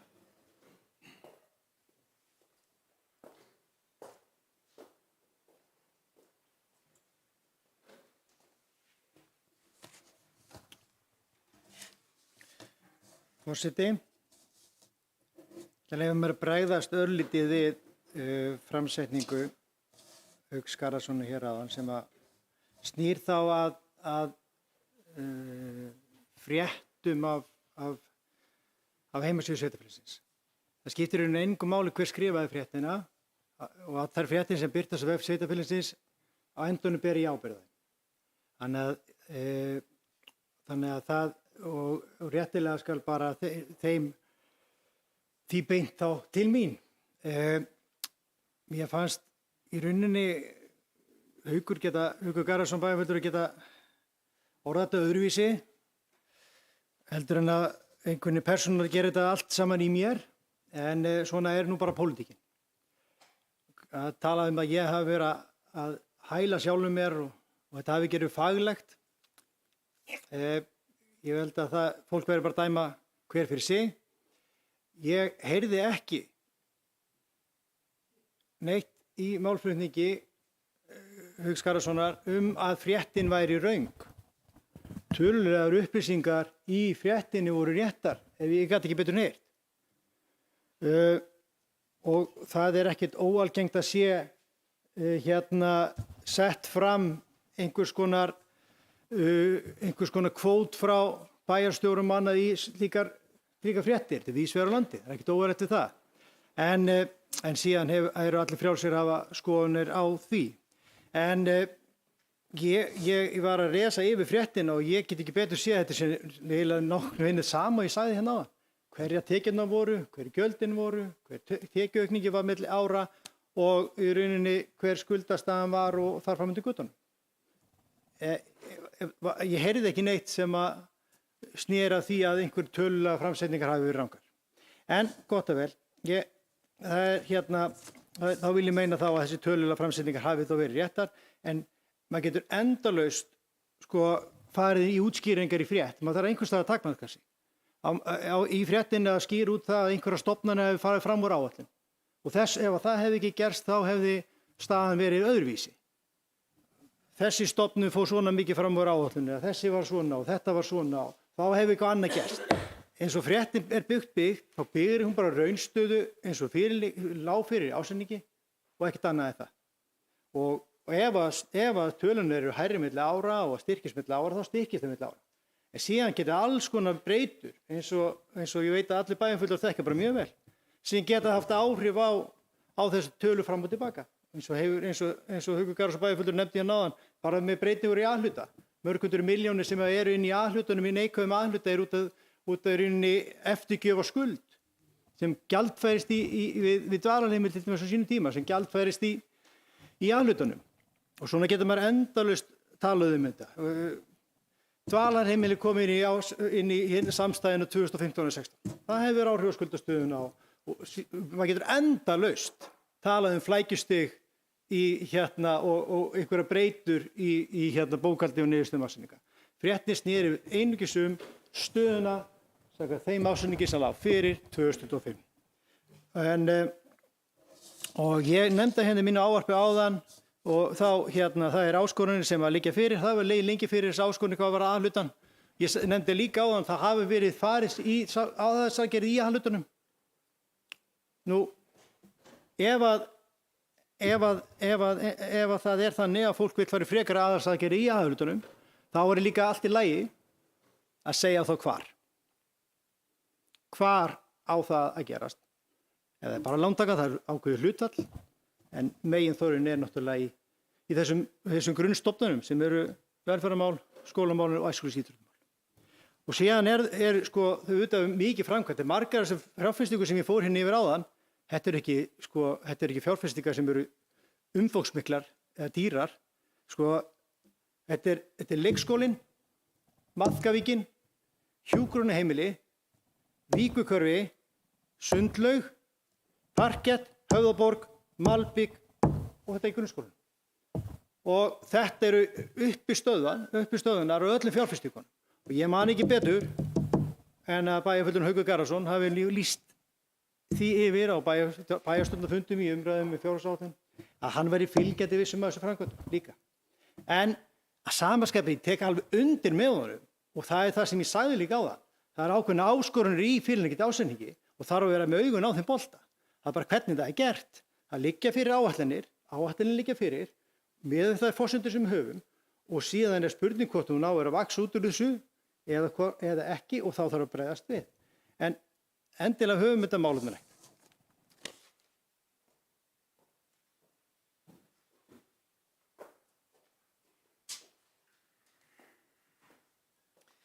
Takk fyrir þetta, Jakob. Og orðið er laust undir lið 2. Haukur, þú mátt koma inn og svara. Gerðu svo vel. Herri, já, ég ætla að biðjast afsökunar. Við búum í litlu sveitarfélagi og Jakob sem er frændi minn nánast, að ég bara nefna hann og því að það er bara þannig. Það er kannski ekki rétt að gera það. Þannig er nú samt málið að og ég ætla bara að staðfesta það, tölurnar í fréttinni, þær eru réttar. Það er þannig, það sem er tekið út að það eru réttar tölur. Þetta eru sannarlega bestu tölurnar í bókhaldinu og það er spurning hvort að menn eigi að velja það. Þetta er náttúrulega úr fyrri umræðu, bæjarstjórnin hefur ekkert þetta að segja, ég myndi mæla með í framtíðinni og ég hvet menn til þess að birta upplýsingar, það er bara flott. En ég myndi mæla með að þegar að vera að fara yfir þetta í bæjar og en þá frekar þá í bæjarstjórn, að menn séu jafnvel búin að undirbúa bara þessa frétt og hún liggi fyrir og menn bara tali hana, ef við viljum koma framfæri þá bara gera með það. Til þess að tryggja það að þetta sé ekki svona, hvað að segja, í eina átt bara. Það er alltaf eitthvað í restin sem við þurfum að bregðast við. Það er alltaf eitthvað sem er öðruvísi. Það er alltaf eitthvað sem kemur aftan á okkur. Og það er bara sjálfsagt að menn, þegar menn sjá það, að menn láti bara vita að þetta er svona að gera og enn betra með sig, svo náttúrulega bregðast við því. Við erum að vinna í þessum málum. Það er ekkert af því að segja að við erum með erfiðleika þarna en við ætlum að taka á þessu. Og það finnst mér reyndar bara ennþá betri upplýsingar að segja ok, þeir eru meðvitaðir um það hvað er verið að gera, þeir sem eru þarna. En þetta er fyrir hönd bæjarins, þetta er bæjarstjórn sem er hérna með þetta líka. finnst bara sjálfsagt að bæjarstjórn sjá þetta og ég bara mæli með því á næsta ári. Ég hvet til þess að halda áfram að skrifa svona fyrirgefðu, ég veit ekki hvort þú skrifaði eða ekki. Ég hvet til þess að það veri skrifuð svona grein aftur og maður setja þetta svona fram. Það er bara mjög gott að þetta kom inn, en það veri þá gætt svona að allir hafi sitt að segja og allir séu sátti við þetta. Aftur, kæri félagi, fyrirgefðu. Takk fyrir mig.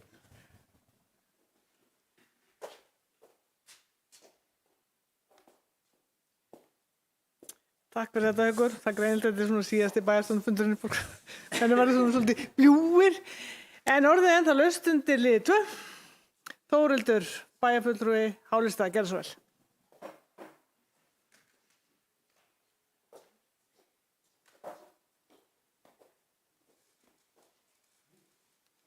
Forseti, ágætu bæjarfulltrúar og aðrir gestir. Ég ætla ekki að hafa þetta langt og kannski ég ætla bara að fá að bóka fyrir hönd Hálistans, en áður en ég les bókunina kannski bara peppa frambjóðina sem eru hérna úti í sal. Við erum í lang flestum tilvikum sammála allt og eigum bara mjög gott samstarf. Ekki satt? Flott. Þá ætla ég að fá að lesa bókunina. Bæjarfulltrúar Hálistans fagna fyrirliggjandi niðurstöðu ársreiknings sem sýnir fram að jákvæða rekstrarniðurstöðu sveitarfélagsins þrátt fyrir krefjandi rekstrarumhverfi síðustu ár og mikla verðbólgu. Niðurstaðan sýnir að við búum við ábyrga fjármálastjórn og erum að ná þeim árangri í rekstri og þeim markmiðum sem við höfum sett okkur til lengri tíma. Áfram þarf hins vegar að sýna útsjónarsemi við að ná fram enn meiri hagræðingu í rekstri og taka mið af langtíma markmiðum í fjárfestingum og fjármögnun þeirra.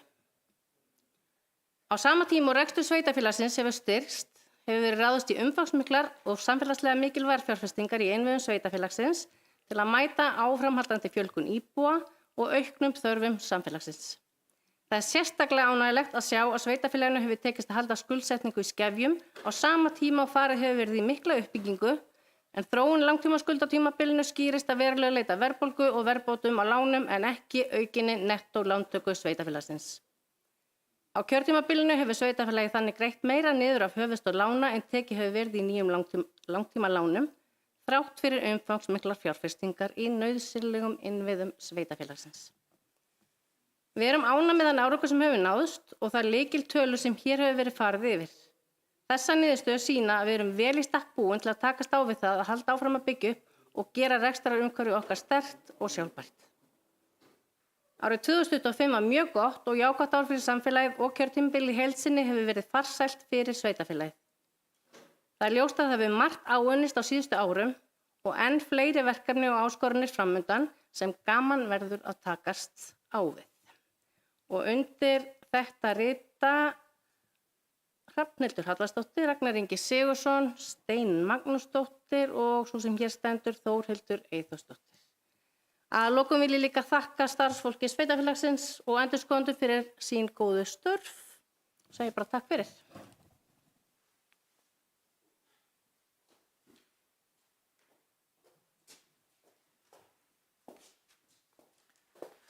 Takk fyrir þetta, Þórhildur. Orðið en laust undir lið 2. Ragnar Már hefur beðið orðið. Gerðu svo vel, Ragnar. Forseti, ágætu bæjarfulltrúar og aðrir gestir. Langar aðeins að fá að svara því sem að Steinunn nefndi hérna áðan, hverju menn hefðu viljað sleppa, því að þessi spurning kemur mjög oft þegar við erum að gagnrýna útgjöld sveitarfélagsins. Það er kannski tvennt sem stendur svona upp úr á þessu kjörtímabili. Það eru kaupin á færanlegu kennslustofum og Víkurhverfið. Það stendur bara skýrt í aðalskipulagi sveitarfélagsins að það eigi að fara í þéttingu byggðar áður en að vera farið í nýtt hverfi. Og meira að segja Víkurhverfi ekki þar á eftir. Þannig að okkur fannst þetta svona, það var svolítið geist farið á stað, talaði að þetta muni skil okkur tekjum seinna meir. Ég held að gatnagerðargjöldin hafi verið svona cirka 100 milljónir og það mun þýða að við munum, þetta mun taka jafnvel ykkur 20 ára að vinna tilbaka. Þétting byggðar hefði verið náttúrulega langbesti kosturinn þar sem við erum með innviði nú þegar, götur og lagnir og annað því um líkt. Aðeins varðandi færanlegu kennslustofunar að þá fengum við nú bara að heyra að það held ég á mánudegi að það væri búið að kaupa stofur. Þannig að hvort það fundust á Blandi eða Efnisveitinu eða eitthvað staðar en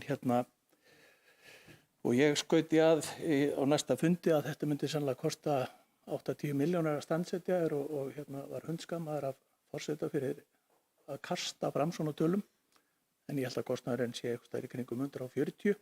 Þannig að það eru svona mál sem að hafa svona,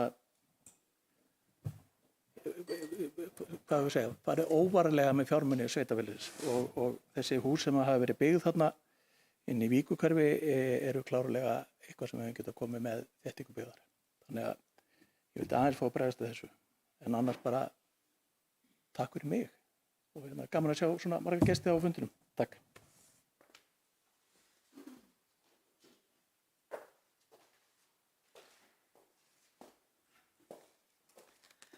Takk fyrir þetta, Ragnar Már. Það samt allir mjög glaðir með húsin sem við fengu til að stækka grunnskólann og það allir mjög glaðir með Víkurhverfið. Orðið laust undir lið 2. Einhver sem að vil kveðja sér hljóðs. Síðasta tækifærið til þess. Ef svo ekki, þá legg ég ásetningin undir samþykkt bæjarstjórn. Bæjarstjórn samþykkir ásetning sveitarfélagsins Stykkishólms fyrir árið 2025. Hver eru samþykkið því? Hver eru á móti? Og hver er sitja hjá? Ásetningur fyrir árið 2025 er samþykktur af 4 atkvæðum H-lista og bæjarfulltrúar í-lista sitja hjá. Ég vil eins og aðrir þakka endurskoðendum og starfsfólki sveitarfélagsins fyrir vel unnin störf í þessu. Það verður svo skrifað undir þennan ásetning að loknum fundi. Eins og ég sagði áðan að þá eftir ég slít fundi þá verður opið fyrir spurningar og umræður ásetninginn og þá verður slökkt á upptöku þannig að þetta verði ekki útsendingu. Eins og hefur komið fram að þá er þetta síðasti bæjarstjórnarfundur þessara bæjarstjórnar og ég held ég fari ekki aldaræðu. Klukkan, hún verður 8 því búin. Ég hugsa að ég bara skrifa grein og byrsti skessuhorni þessa upplifun mín af því að vera forseti bæjarstjórnar í 2 síðustu kjörtímabil, síðastliðin 8 ár. Óskaplega mikil upplifun. Bæjarfulltrúi kjörtímabili þar ár, þannig að ég er búin að vera svona viðloðandi bæjarstjórnina í 3 kjörtímabil. Kjörtímabili þar áður sat ég í skólanefnd með Hauki.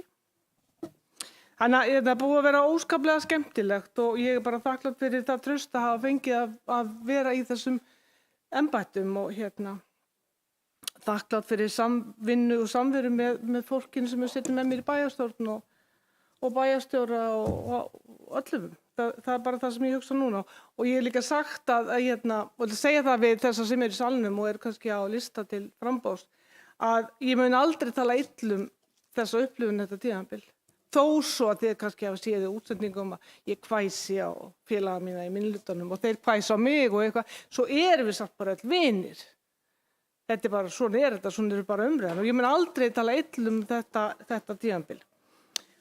Ég man það fyrsta kjörtímabilið mitt sem forseti bæjarstjórnar þá var ég beðin að skrifa í einhverja grein í tímarit Sambands íslenskra sveitarfélaga og ég man alveg eftir því ég líkti þessu við það að hafa lent í rússíbana.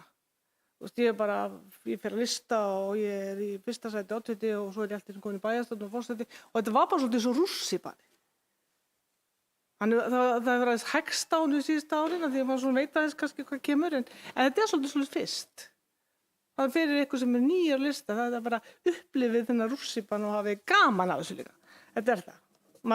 Þið sáu alveg í umfjöllun Jakobs, maður kemur nálægt mjög miklu, maður kynnist innviðum og alls konar hlutum í sveitarfélaginu sem maður myndi ekki kynnast annars.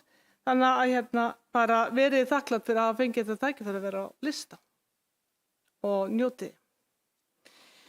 Ég sagðist ekki að halda ræðu og eins og ég bara þakklátt þessum 25 aðilum sem hafa ákveðið að bjóða sig fram og bara minni alla hér inni og alla sem bara horfa að nýta kosningaréttinn sinn 16. maí. Hann er svo dýrmætur. Við höfum aldrei að sitja heima þegar okkur boðið að kjósa. Þakka gestum fyrir góða fundarsetu, þið voru mjög stillt og þakka bæjarfulltrúum fyrir góða fundarsetu og bæjarstjóra fyrir fína yfirferði yfir helstu atriði í ársreikningi og þakka endurskoðendum sem sátu hérna með okkur. Og eins og ég segi, eftir ég slít fundi þá slekkur Jón Sindri á útsendingunni og þá verður opið fyrir umræður. Takk Jón Sindri fyrir þín störf og nú slít ég fundi klukkan 19:41.